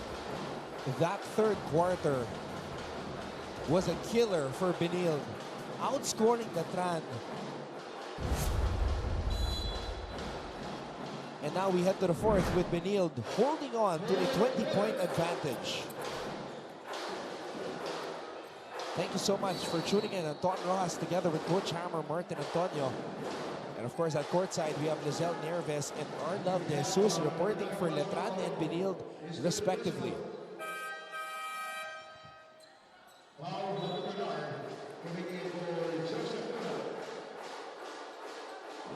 Pau Villinar just played 8 minutes today. Checks it for the first time here in the fourth.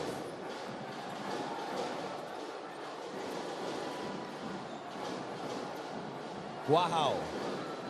Well-run play by Letran as Guahao drains the three. And they need to be consistent with that. Few and far in between yung mga nakukuha nilang puntusan na gano'n eh. So antayin natin na magdikit-dikit yan.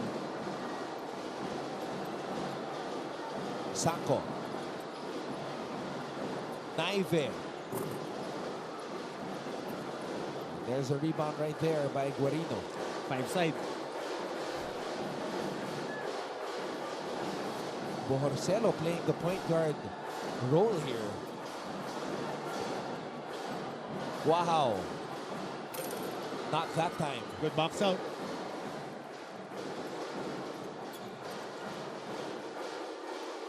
Kahuko. Sako. Will. Back to Sako. Pass deflected. Babalik ang bola sa Letran. Santos kontra Gozum. Good stop there by Will Gozum. Let's try to find out the latest mula sa Benilde side. Ito muli si Arlov De Jesus. According to the Benilde Blazers team captain Robbie Naive, ang crucial key to their system aside from Coach Charles Chu ay ang kanilang mga scouting coaches na sina Coach Paulo Layog and Coach Ren Noriega na hindi nagsasawa manood ng game films. Tingnan ko ang aspects, malakas at mahina ang kalaban. Kaya naman any opportunity kung nakakuha sila ng edge sa kalaban nila, they will definitely make the most out of it. Nagtag pa ni Coach Charles Chu during the huddle, they have to be solid and be disciplined. At kitang-kita naman sa performance ng Blazers inside and outside of the court. Ayan muna para sa Benilde Blazers side. Balik sa inyo, Anton and Coach. Thank you very much for that report, Arlov. But they've got to find a way to stop Teo Cuao. He's hit 2 triples already here to start the fourth. Yep, trimming down the lead to just 14 points. Sabi nga na lang to, Anton. Dahil yung pin down nila, nakakuha siya ng dalawang malinis na look. Yung signal nga din ni Coach Ren si Barr to stick on that zone D.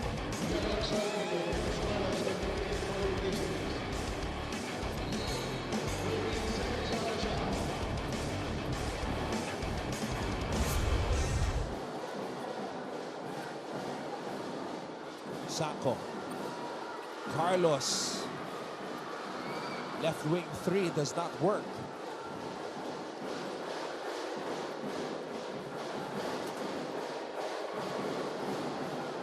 Bohorcelo. Avilanar, backdoor for Monje. Nag-hesitate si Kobe Monje. Dapat kasi pagpa-backdoor, dire-diretso ko ng ba-backdoor para kung ipapasa. Single look lang. Pero ito medyo mag-hesitate siya eh. Hihinto ng konti eh. Ayun, yung paghinto niya.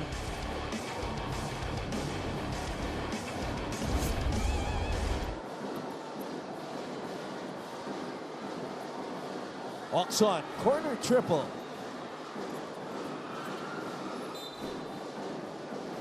And the ball will go back the other way to Letran.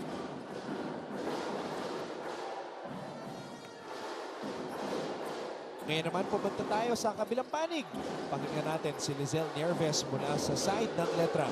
Coming into the fourth quarter, the Knights planned out their coordination on court in the huddle, and Coach Renz Bahar reminded the team to maintain their composure and to stick to their game plan. Huwag na tayo magdalawang isip pa, malayo pa, kaya laban lang with the team planning to give their very best on court in the last few minutes of this game.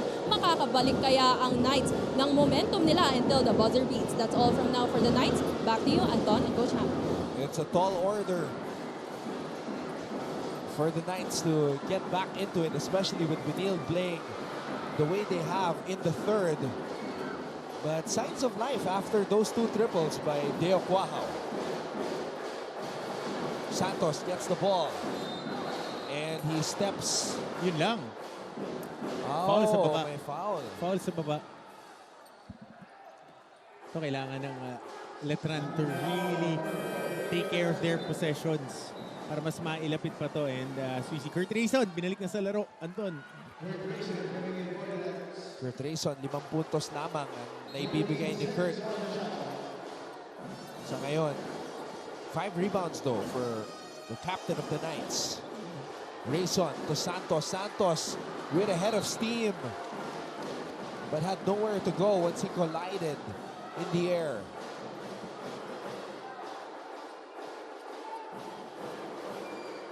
Isa na lang yung gagawin mo pag gano'n na yung buwelo mo eh. You have to finish strong and go upstairs.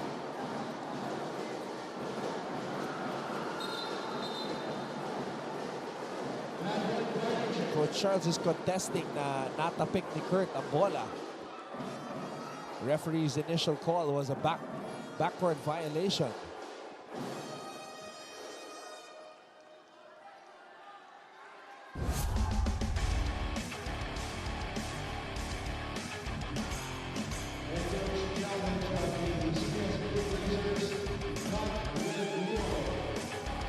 Yun yung tinawag ng referee dahil may touch pa pero walang clear possession.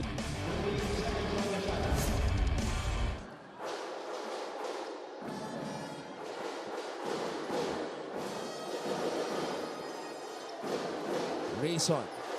Wow, blocked by Oxon.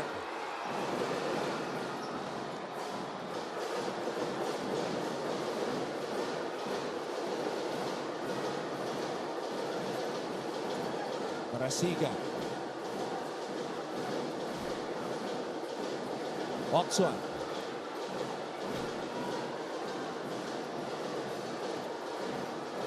Marasigan, wild shot. Got it off just in time though. Parang 7 seconds to open si Prince Carlos on that ball reversal. Di nahanap on that attack. Kakasabalang binabagta na si Will Gozum. Yun, hindi na ako nagugulat doon. Sama na yan. Nagugulat ako pagka tinamaan, biglang bumagsak. Cross screen action. The post up. Guahao. Short on that triple try. Approaching the halfway point of the 4th period. Corteza shoots over Javilenar, does not work. Babalik ang bola sa Letran.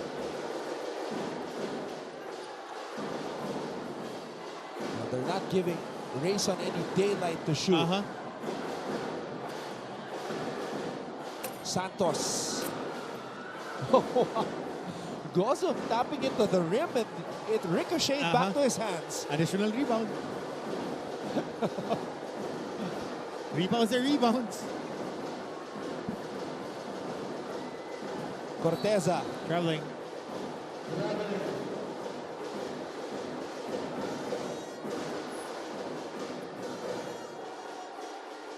Well, Gozum got 9 rebounds. Guy with the most rebounds in this game, that's him. But only 5 points for the reigning MVP. Reyson. Wild shot. Santos.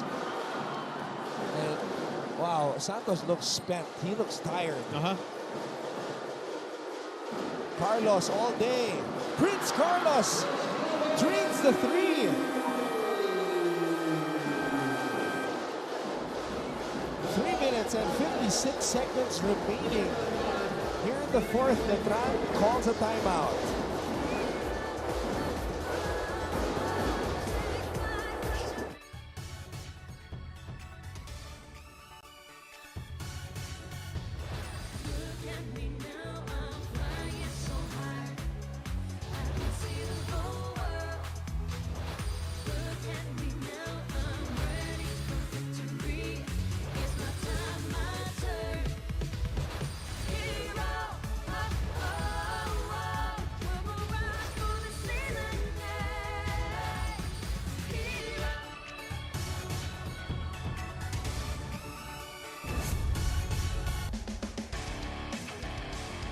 Kurt Reyson has had to nearly bleed for all of his points here in season 99, with the defenses focused on him. The frustration of that young lady just encapsulates what kind of a season it has been for Letran.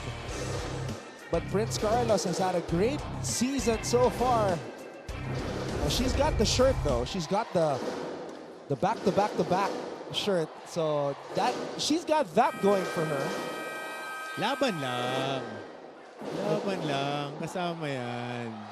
Ganun talaga. Through good times and bad. Oh, laban lang.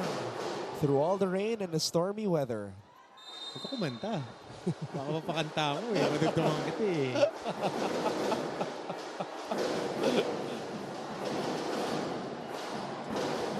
Ariar has the ball. Reyson, dinedepensa ni Oxon. Havilionar against Sako. Havilionar plus the foul.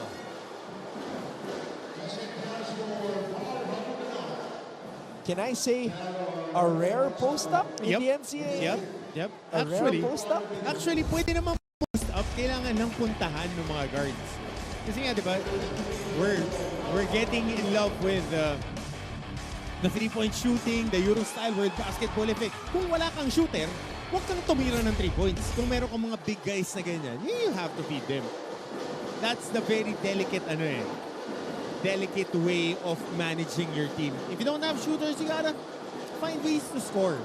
Alam nga naman, tumira ka ng 100 3-point shots, tapos dalawa lang yung masushoot, diba?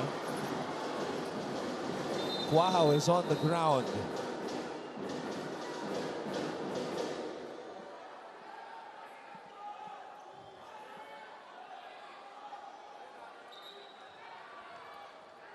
And this is a bad sign for Letran, considering that he shot back-to-back triples to start this period.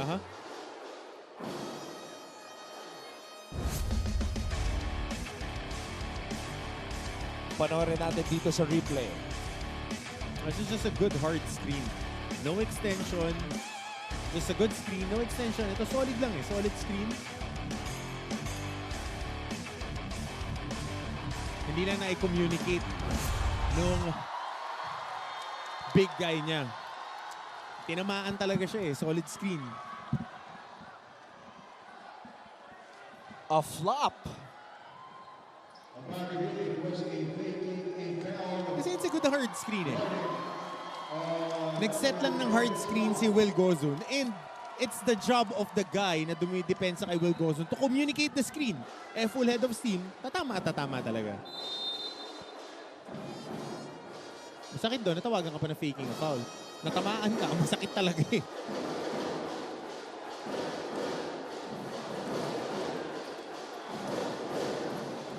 Reyson. Havilionar. Ariar from the elbow.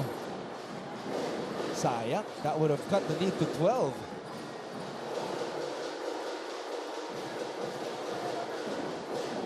Corteza. Oxon. Steps back.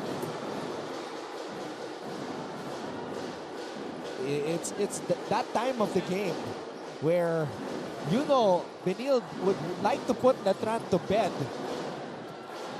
with a clutch basket. And normally, it's Oxon who will be converting on those. Pumapak na naman sa baseline ang isang Letranista. And this time, it's Monhe. Oh, it's a 3-second violation.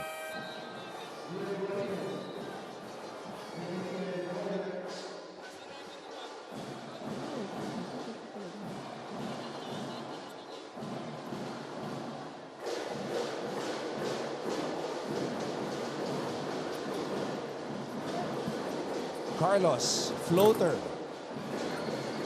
Wow, Corteza gets to the basketball. Oxon. Carlos. Gozum. Picks the ball up. Right down the middle. Another one for Miguel Oxon. He is in the zone. Third triple of the second half para kay Mix Oxon, stepping in top of the key.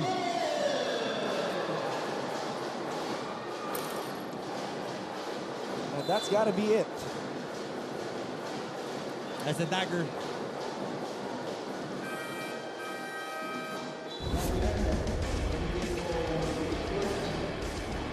Miguel Oxon with yet another clutch triple.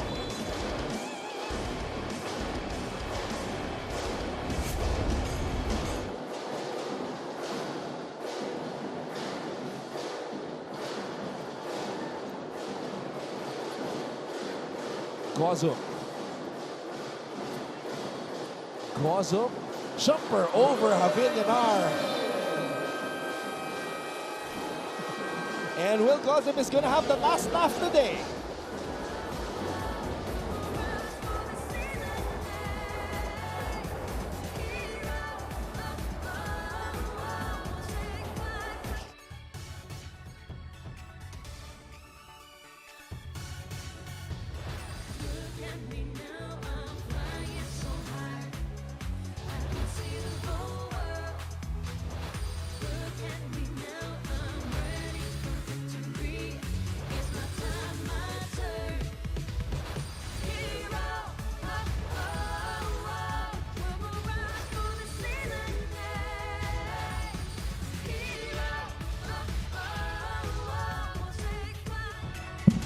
So, Benilde is going to improve to 5-4 as we see this last offensive sequence featuring Will Gozum shooting over Pau Javillanar. Will Gozum, as I said moments ago, he will have the last laugh. May second round pa yan. Magkikita pa ulit yung dalawang yan. And it's a good matchup for all these guys. And of course, toughest player of the game. Will Gozum, Yamaha Mio Gear, play your tough. And it's supposed to be that way every time for Will Gozum. Supposed to be. He's a big man on the league right now. He's the reigning and defending MVP. And it should always be like that for him. 9 rebounds and 3 blocks. Yep. Especially that chase down block on Bautista. Go. Ariar. Naisingit pa. Palit Bumbilya. Stretch layup. All right, Coach Hammer, since we're ending the first round today, Benilde, 5-4 record. What grade do you give them? C+. With the talent that they have. C+. I'll be giving them a C+. They're an A++ team with siguro dahil medyo slow din yung start nila. Yeah. And passing, but they can do so much more. So much more potential for this squad. Yeah, you know what's crazy? They're not even in the Final Four right now. If the season outside ended, looking in. Because you've got an 8-1 Mapua, 7-2 San Beda, and LPU and JRU tied at 6-3. Dalawa pa silang 5-4. At yung EEC, tinalo pa yung Benilde. So it's like, it's as if Benilde finished in 6th place if the season were over. Yep. But yun ang kagandahan. The first round is over and done with after this game. Come Tuesday, whole new ball game. Time to build up those wins. Sinabi nga ni Will kanina, I was talking to him prior to this game. Sabi niya, we finished 15-4 last season. And that's what we're targeting. So you're telling me that they're not going to lose anymore? That's what they want. Any team wouldn't want to lose. Morales. Oh no. Oh no. That was an awkward landing.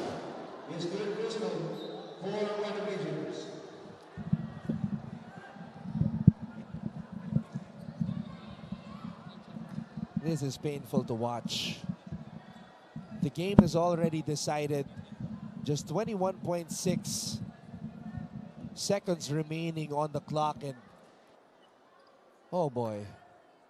Bad fall on that landing contact, inadvertent contact. And hopefully it's not anything major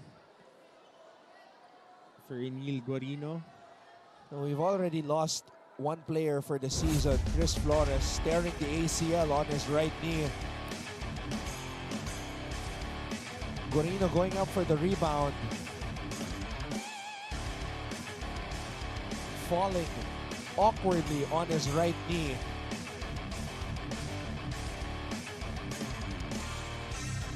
And now they've brought out the stretcher.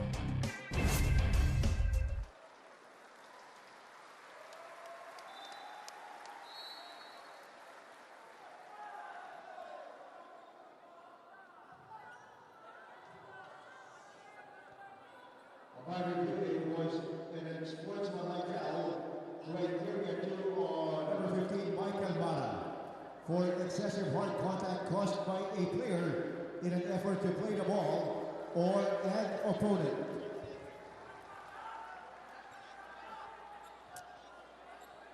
Michael Mara called for an unsportsmanlike foul, excessive contact.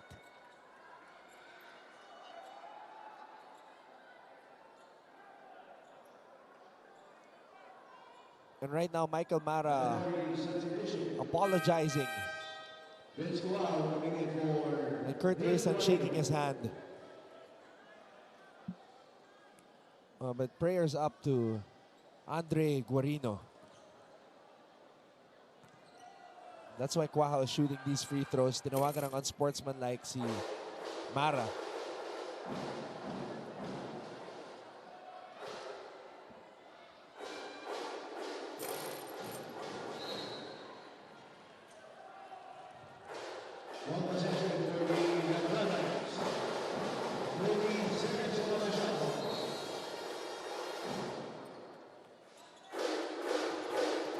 Reyson. Bautista.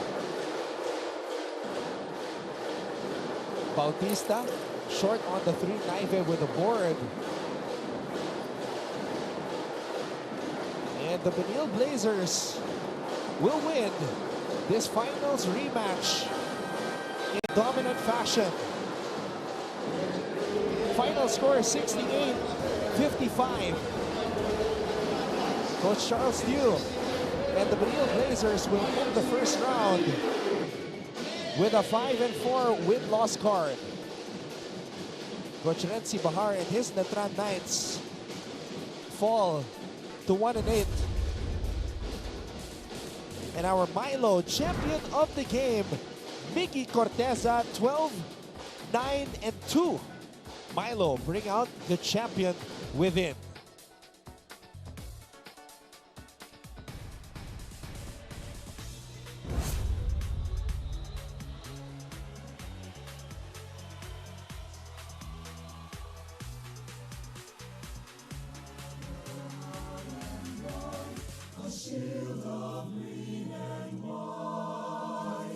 We'll fight to keep your glory bright, and never shall we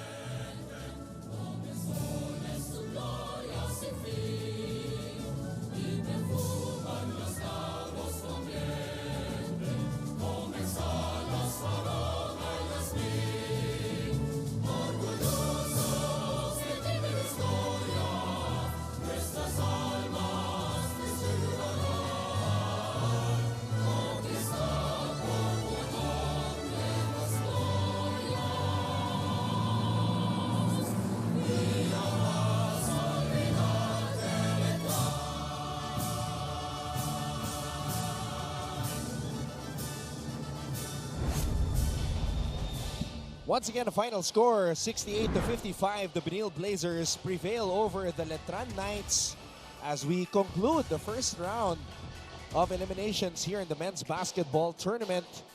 But stick around here on GTV as we will have post-game coverage coming right up.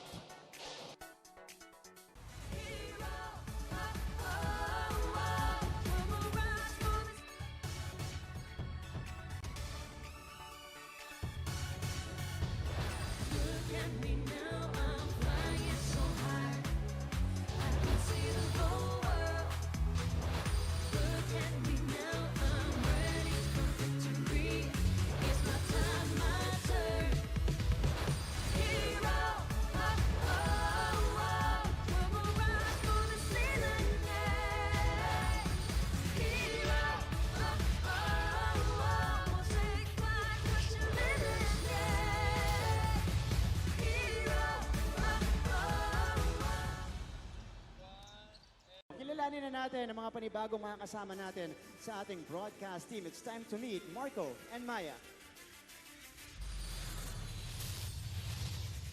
Hey, it's your girl, Maya. What's up, guys? I'm Marco. We're your Kapuso AI sportscasters. Do you want the latest news about the biggest leagues and tournaments in the Philippines and all over the world? We got you covered.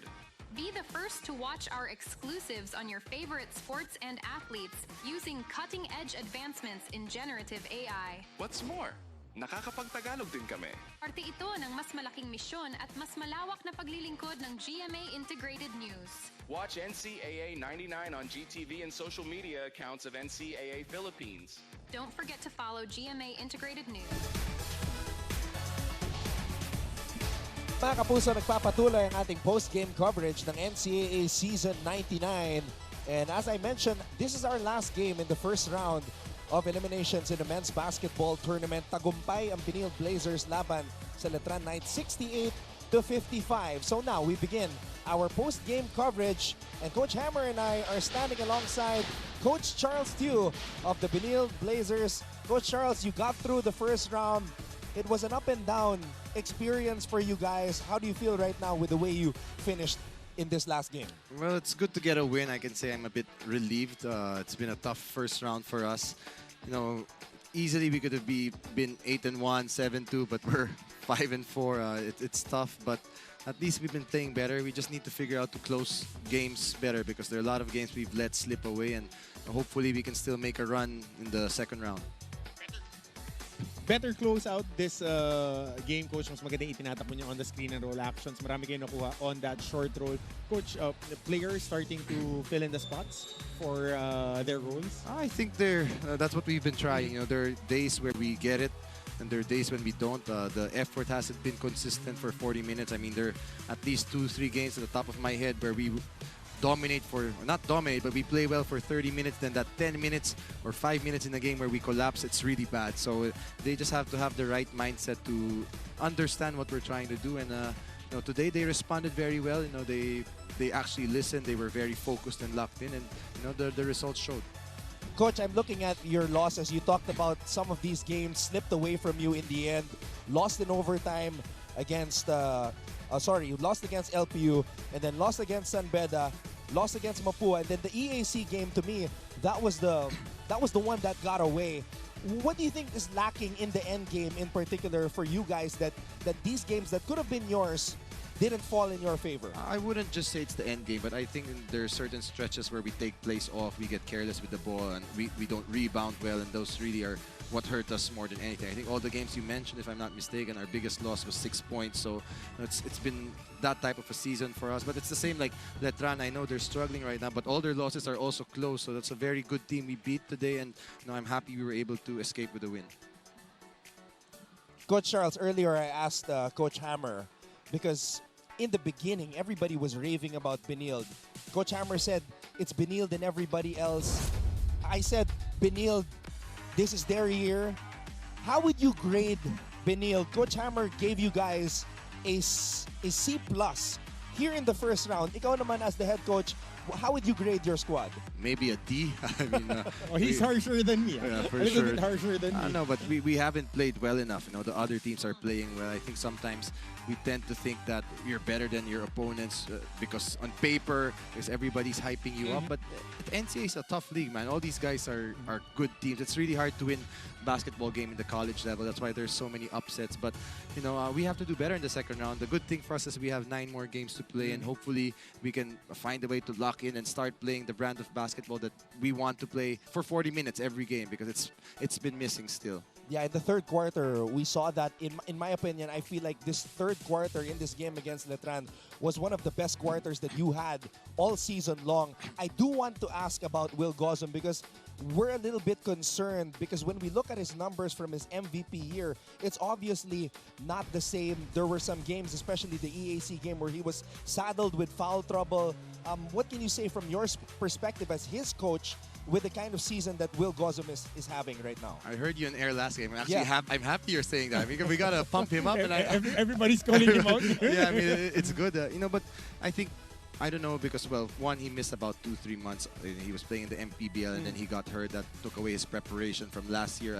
I said, I wanted to develop your game more to help you in the pros in the future. Yeah. But I think mindset-wise, it's just maybe in a way he thinks that, you know, because I'm the MVP, things will be easy. But I told him it's the exact opposite. As the MVP, you have a target on your back. Everybody wants to beat you. Every team will prepare for you. It's a different story. But, you know, he hasn't been rebounding as well. But, you know, I'm being patient. We're being patient. We believe in Will. You know, we know the team will go as far as he takes us. So, you know, hopefully he can find his groove. At least today, I know he didn't really shoot the ball well, but there were some positives that we're trying to, you know, challenge him to do. And hopefully he can continue to be a bit more consistent. And you also told me during the early goings of the season that you're trying to get him to play the 3 also more.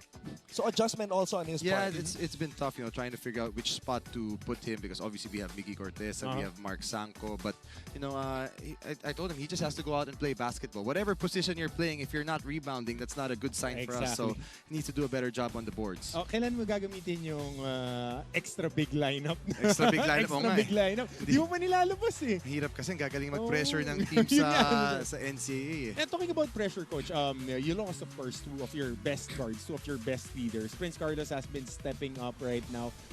Mix Oxon has been the stone cold killer for you guys. But on the end game, when it comes to pressure pack situations, who do you think will emerge from the crop of your guards right now? Well, we have Prince, Robbie, and Robbie Naibe and Miggy and Mix Oxon. I told them basically whoever's playing well, that's who we're gonna go with. You know, we ride the hot hand if we can. But you're right, you know, missing JC and Jimbo is really a different story for us. The closers, the way they lead the team, the way they defend. I mean, it's just so great. That's a great point you made. You know, can't understate their value. But Prince is starting to figure it out, and hopefully he can be a bit more consistent. Where, you know, we just need him to read the team and lead the team and read and just make good decisions. So safe to say, Anton, that Coach Charles will be looking for consistency. Yes. Throughout the second round. Yeah, and we'll be watching, Coach. Consistent wins, I hope. Hindi consistent losses. Coach Charles, you had a pretty decent crowd today. Your crowd was bigger than the Letran crowd. I know you're one of the guys who's very active on social media to try to invite the Benildean community to come support you guys. So, I mean, kindly give a shout out to everybody who are tuned in right now. I've actually stopped because the crowd has been surprising me. Pero minsan nahiya ako. Nagulat ka ba? Ang dami nila. Okay, wow, maraming tao.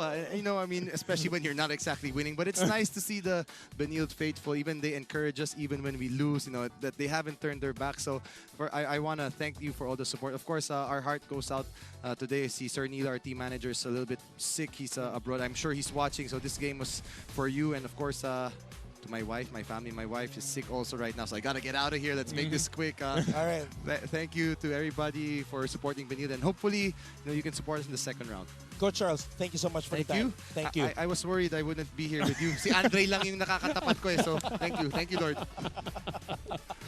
Shout out to Andre Felix, Coach Charles too. All right, let's go to Arlov De Jesus now, who's with Miggy Corteza.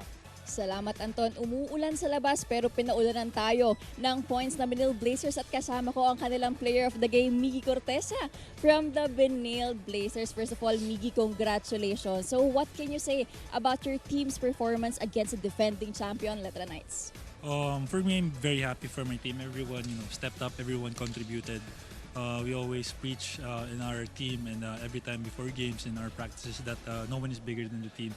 So it's very, nakakasaya na lahat nag-contribute, not just one, but everyone, chipped in for this win today. And we badly needed this win kasi I think, our season hasn't panned out the way we wanted to, but we're trying to, get our foot in moving forward. Yes, talaga bumawi ang Blazers. Balikan natin yung game nyo against the East Generals so nakaraan. Sa tingin mo, saan kayo nagkulang? Bakit ganun lang nangyari? Onting-onti na lang, pero hindi pa rin nakuha ng Blazers. I think like what Coach Charles said, we take possessions off, we take things for granted, and I think that's a thing that we should be continue to improving as a team. I think that game was a very winnable game. I think that game was already ours, but we took our foot off the gas, and I think AAC took advantage of it and won the game. So I think it's a learning step for us moving forward, and we're doing our best not to do our mistakes again. Malapit na yung round 2 for the season 99. So ano pa yung mga dapat naming abangan sa inyo sa Benilde Blazers? Expect us just to play hard, play one game at a time. We have this thing in our team that we always say, one day, one game at a time. We just continue to focus on what's in front of us and focus on the next task at hand. One game at a time. Pero bago ang lahat, Miggy, tatanungin ka daw ni Sir Anton at ni Coach Hammer. Sir Anton tatanungin ka daw ni Sir Anton, Miggy. Ready mo yung mga... Miggy, Coach Hammer here, I've seen you grow and mature your game. Pinag-uusapan natin nung masterclass na may mga idadagdag mo. Ang ganda ng transition baskets mo today. Naging mas concentrated effort ba yan na maglaro ka on that 3 spot? I just, para sa akin, I just wanted to contribute on the things na kung saan kulang yung team. So I think in this game, siguro yan yung pagtakbo, running the floor, getting rebounds. Kasi yun nga, Coach Charles preached, for me, especially for me, na kukuha rebound and focus more on, sa defensive side and ways to help the team. Miggy, Coach Charles was telling me about how you guys had the rare experience of being under many different coaches. So, Coach Charles to you, obviously, his coaching staff, and then Coach Raiko Toroman. But you were with this guy, Coach Hammer Martin Antonio, in the sports series in Bacolod. I'm just curious, what kind of wisdom did Coach Hammer impart to you? Baka naguluhan ka rin. I hope meron. Yeah, he said this one thing na parang nag-stuck sa mind ko, that he does a lot of watch film sa game. So I really think as a player, dyan din ako gusto ko improve. Lately, I've been watching film, watching my games, watching on where to improve. So I think yung nung sinabi niya sa akin nung nag-masterclass kami, I really took that to heart na I really should, if I want to go to the next level, I should study my game more.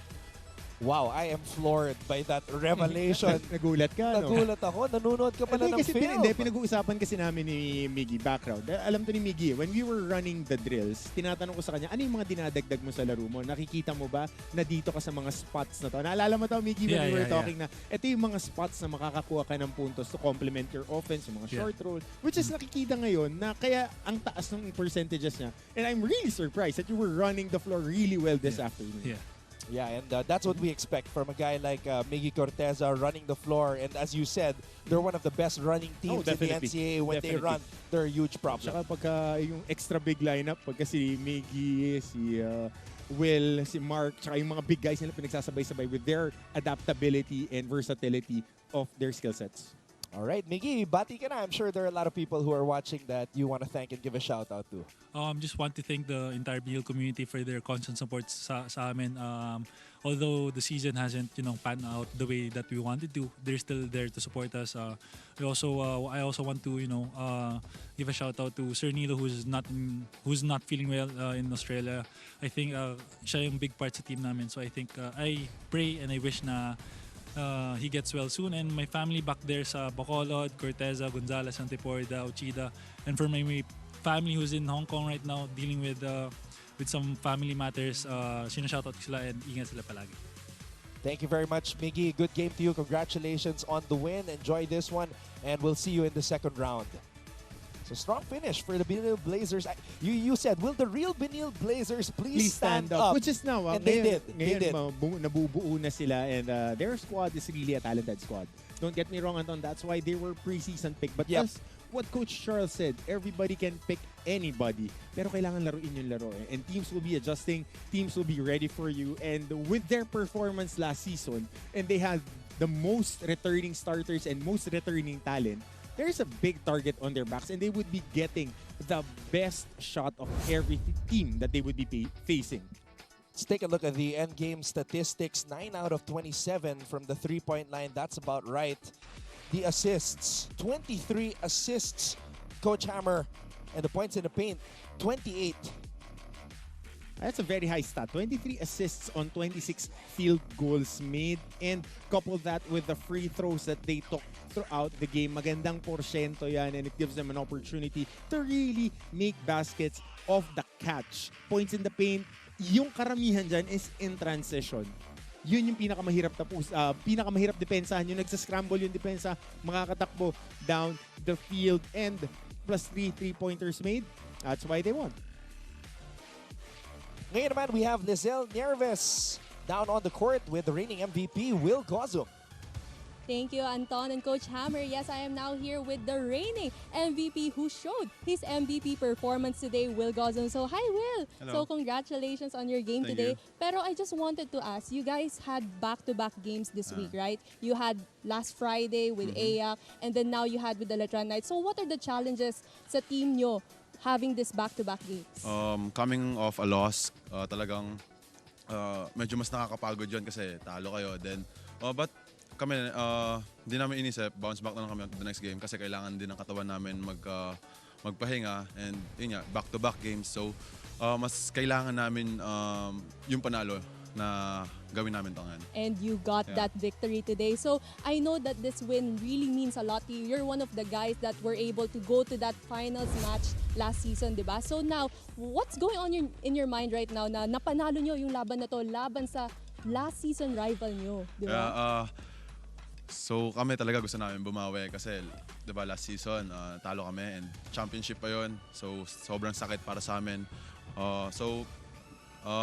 Ayun, nag-bounce back kami ngayon, and today's game namin is for me, sobrang ganda kasi dami din naming assist, dami din naming and less turnovers kami. So ayun.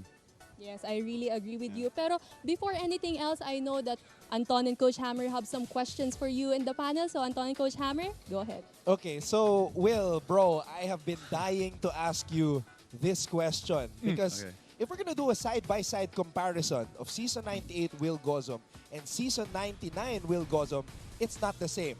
And our expectations of you are very high. You're the reigning MVP. You're one of the best players in collegiate basketball. So I want to ask you, Will, what's been going on? Why haven't you had the same numbers? Is there something bothering you, or is just a different adjustment para sa'yo? Siguro nag-a-adjust ako, and now mas deep kami this season, and kahit sino kayang umiscore. That's why hindi ako namang problema na ako lang lagi. So yun, happy ako dahil na yung mga teammates ko is nandyan lagi to support me kahit na yun nga nag-struggle ako this season. So ayun, support pa rin sila sa akin, and tinatrust pa rin nila ako, and thankful ako doon. And for the record, hindi naman struggle. Yeah, hindi naman siya sa struggle. yung struggle 10 and 6 pa rin eh. 10 and 6. Pero ako, Will, Coach Hammer, ang question ko lang sa iyo, brother, is it a difficult transition doing double duty? Playing the wing and playing the 4 guy, being a combo forward now, na mas malaki yung decision-making responsibilities mo with the ball more in your hands? Doon ako nag-a-adjust talaga dahil last season is more on 4 position. Now, tinatransition ako ng mga coaches sa small forward dahil coming sa pro, gusto rin nila na talagang mag-excel din ako sa pro. So, thankful ako dahil ginagawa nila yun for me. So, ayun. Kanina, Will, tinanong ko si Coach Hammer, how would you grade the Benilde Blazers who so many people had high expectations for bago magsimula yung season? Yung grade na binigay niya sa inyo, C+. Tinanong ko rin si Coach Charles, sabi niya D. Pasado naman, pero hanging by the moment. Hanging by the moment. Your reaction to that, Will, and you personally, how would you grade your team in the first round? For me, I don't know pero kahit anong mangyari, trust lang ako sa kanila. Talagang sama-sama lang kami. Win, matalo, andyan lang kami para sa isa't isa. And ayun. O, bibigyan ko na ng letter yung sinabi ni Will. INC, incomplete. Yan. Okay, tama. Incomplete dahil may second round pa. Well, pinag-usapan natin kanina, 15-4 to end the season, last season, ang CSB. So that's what they're trying to really replicate to get that momentum. Kaya importante itong bounce back game na to sa kanila. At dahil you're putting Will Gozum on the hot seat right now, let's give Will the floor to greet everybody who are watching right now. Hello, gusto ko i-greet yung CSB community and sa mga sumusuporta sa amin. Sobrang thankful ako na yung team, actually sobrang thankful yung team na nandyan kayo para i-support pa rin kami. And sa sumusuporta sa team namin, sila Boss Frank, sila Ninong Eric, sila Boss Andoy, sila Boss Carlo, and this game is for Daddy Nilo talaga. And binabati ko rin yung families ng girlfriend ko and sila Tita Ron and Tito Rodel, and sa families ko sa Sampaloc and sa Bulacan. So, thank you very much, Will. And we'll see you in the second round. The reigning MVP dito sa NCAA, Will Gozum, finishing the first round strong. 5-4 record for the Benilde Blazers. Like Coach Charles said, not where they want to be. They feel like they could have been 8-1, but the show must go on, and it's a long season. May pagkakataon pa makabawi sa second round. Definitely, dahil yan nga, new story na to pagdating ng Tuesday. So antabayan na natin who are the guys who would be stepping up and be the new heroes for their squad. And because this is a new season, it's not just basketball, Coach Hammer. Meron din tayo mga ibang sports. Oo, ang dami niyan. Na-excite ka. Na-excite din ako eh. Parang gusto ko rin mag-cover ng iba eh. Oo. Ano bang pinaka-excited ka na sport? Well, ako kasi excited ako for football to be back in the NCAA. Matagal-tagal din silang naipahinga. San got a good football program, right? We always have a good football program. Shout out Coach Aris Kaslim. Alright, but ito, yung sport na pinag-uusapan natin, we have a campus bulletin with the NCAA badminton tournament. So let's see what's going on there.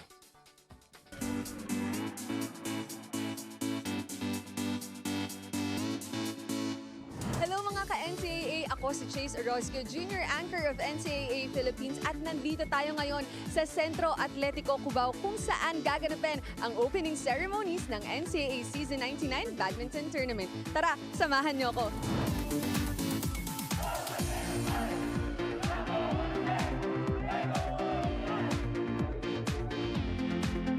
At ngayon, kasama ko ang isa sa mga representative natin for the Management Committee, Father Virgilio. It's so great to see you, Father. And you are currently the chairman of the NCAA Season 99 Badminton Tournament. So, Father Virgilio, curious po ang marami. After 3 seasons, ngayon lang po nagbabalik ang badminton tournament sa NCAA. Ano po bang rason bakit wala po tayong badminton tournament for the past 3 seasons?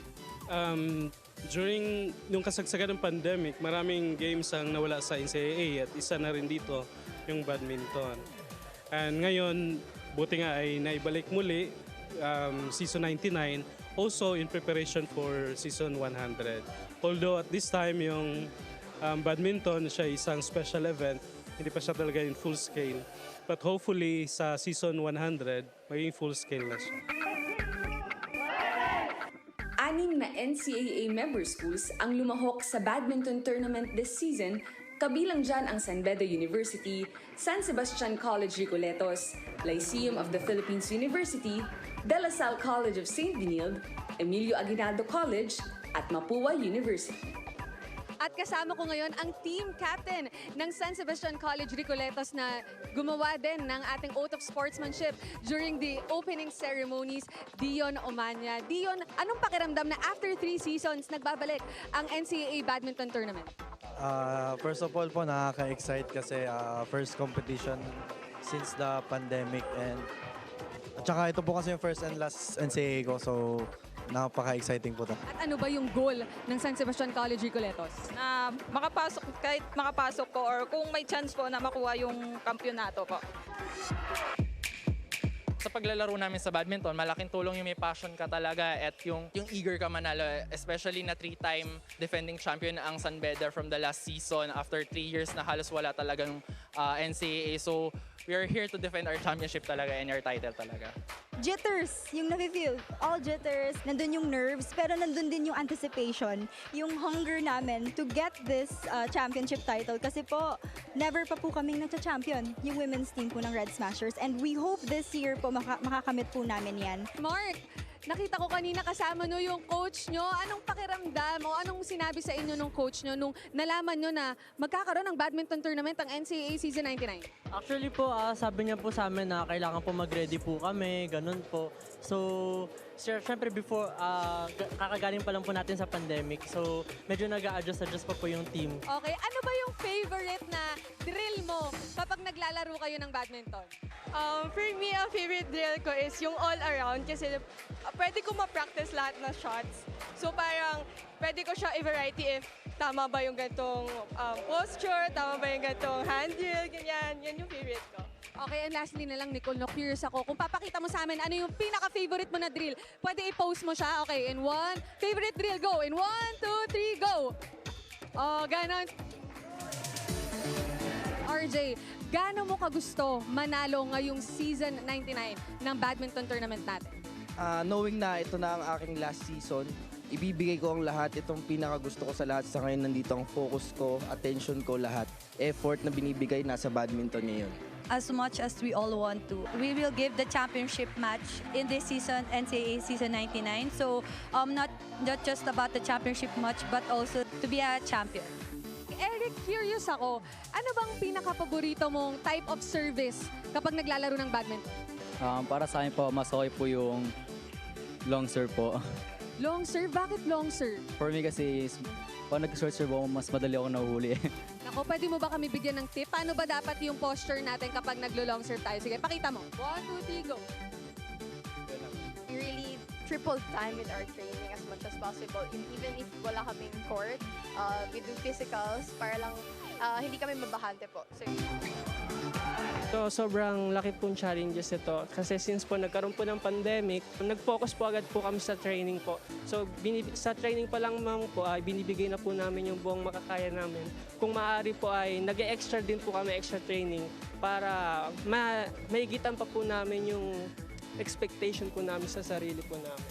Ayan, bilang team captain, ano yung maipapayo mo sa mga kasama mo sa team? Kasi hindi biro ang pagiging student athlete. Tiyaga at ano lang po, sipag talaga pag student athlete po. Pag lalo na po sa game, lalo na po pag natatamba ka na po, kailangan po talaga namin magtiwala sa sarili. Let's go, Blazers! Let's go! Sino ang makuha? Gaganapin ngayong araw, October 22, ang elimination round at ang semifinals on October 23 at finals on October 25. And there you have it mga ka-NCAA. Grabe, kinikilabutan ako. Ang daming pwedeng mangyari ngayong badminton tournament natin. Kaya naman abangan nyo ang mga kaganapan dito lang sa NCAA Season 99.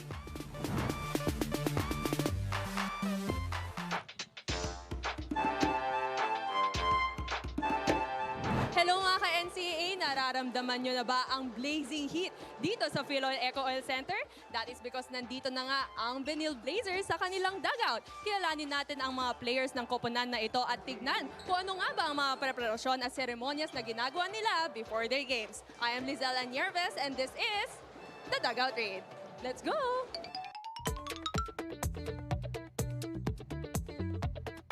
Nandito po tayo sa dugout ng Benilde Blazers at nagpa-practice po natin sila dyan. At ay, may nakita po tayo dito, ang former team captain ng Benilde Blazers, JC Pulgar. So JC, bakit ka po ba nandito? Wala, game. It's a game. Assistant coach, assistant. May nakita po tayo dito ngayon. I think pwede natin to kausapin. Hi, Prince! Hi! Hello, musta? Pwede ka bang mag-message sa mga fans po natin? Pero ang catch dito, dapat pagkatapos ng message mo, pakitaan mo naman ng charms yung camera natin.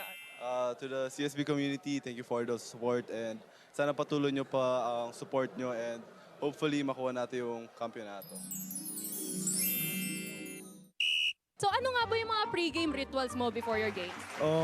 Usually listening to music, ganun. Tapos trying to get my focus towards the game. Sino yung mga matchups namin individually and as a team, ganun. Ayaw naman. And who is your inspiration coming into the game today? Siguro my family. Kasi I always play for my family, ganun. Always trying to make them proud. Tsaka yung Benilde community, of course. Ano yung hawak mo dito ngayon? Just a mat so that I could do my stretches. And it looks like very busy naman itong player natin. So, hi Mix! Hi! Hi Mix! Hi! Is it okay? Makausap ka naman ng slide? Okay, so ikaw daw ang Kobe ng CSB Blazers. So ano nga ba yung quality ni Kobe that you want to possess also in your games? Sure to just be the hardest working guy in the team and just sure the one who like plays hard the most. Okay, so ano yung pinapakinggan mo ngayon? Wala lang, relaxing music. So nakikita ko si Paul Turco. So hi Paul! So ano yung ginagawa mo ngayon? Stretching po, floor stretching po. Pakita. Wow naman, wow! Oh, may nasayaw dito. Okay, ang reigning MVP si Will Gozum. Ay hindi, ikaw yung nakita. Teammate ko, tulog lang. Ay hindi, ay tulog na siya, ganun. Tulog lang siya talaga pag nag-stretch. Tingnan mo, tulog lang. See? Ganyan yung technique niya, pampalakas. Ano yung ginagawa mo ngayon? Ano yung nagtutulungan ba kayo para mag-stretching? Titrip lang kami minsan eh. Medyo lang nag-stretch kami. Nag-activate kami ng lowers namin para in-game ready kami. Okay. Sige, alam naman natin marami kang fans. So pakitaan mo naman ng charm yung camera natin. Aura. Yeah, it's lit. Hi, Robbie. Ano yung ginagawa mo ngayon? Tulog. Bakit ginagawa mong unan yung basketball mo? Ball is life kasi. Lahat na ginagawa ko, dapat may bola nakasama. So, Makoy, ano nga ba yung mindset mo coming into the game today? Mindset ko is relax lang, tapos focus and alam namin yung kung anong gagawin namin sa loob ng court. Kapag ba nakatres ka, ano nga ba yung muka or yung parang lakad papunta sa kabilang side ng court? Pakitaan mo naman kami. O sige, pakita. Paano ba mag-shoot ng tres? O tres. Tapos paano yung muka? At nakilala na nga po natin ang CSB Blazers, pero abangan nyo pa po ang mga susunod na papasukin nating mga dugout. I am Lizelle Nerves and this is the Dugout Raid. Maraming salamat sa ating junior anchor Chase Orozco for showing us the happenings on opening day of the NCAA badminton tournament, and you were demonstrating your serve. Hindi smash lang yun. Kasi hindi ako yung taga-serve. Taga-salo lang ako dun sa likod. Saling kit-kit. Yeah, that's good bonding for you and Carmina. You guys should try it. No, we play ball sports. We play ball sports. And good job as well to our courtside reporter Lizelle Nerves for showing us the happenings inside the dugout of the Benilde Blazers. Okay. This is what I was saying earlier.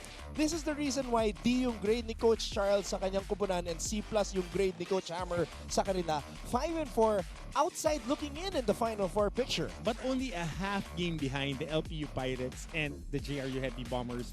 Itong Benilde Blazers. Top of the food chain is the Mapua Cardinals, surprising everyone with an 8-1 record. Surprising everyone but not Coach Randy Alcantara. The San Beda Red Lions at number 2 with 7-2. Number 3 ang LPU, JRU, and number 4 ang LPU. So antabayan na natin how the team standings will be shaken up as we start the second round. And how many days do we have before we start the second round? Only 1 day. A grand total of just one, ladies and gentlemen. This coming Tuesday, tuloy-tuloy pa rin ang bakbakan. And this should be a good one. EAC against San Sebastian in our second game. EAC looking good. San Sebastian inconsistent, but they're gonna figure things out. Definitely. And EAC beating 3 of the 4 Final Four teams in the NCAA in Season 98. So marami pa tayong pag-uusapan, Coach Hammer. And great job today as we close out the first round of eliminations with Benilde winning against Letran in the finals rematch 68-55. For my partner, Coach Hammer, Martin Antonio, our courtside reporters, Lizelle Nerves and Arlov De Jesus, and our director, Abbott Ramos, and all of us from GMA Synergy. Ako po si Anton Rojas, nagsasabing maraming salamat sa inyong panonood, and we will see you all again on Tuesday as we begin the second round of the men's basketball tournament here in NCAA Season 99 New Heroes of the Game.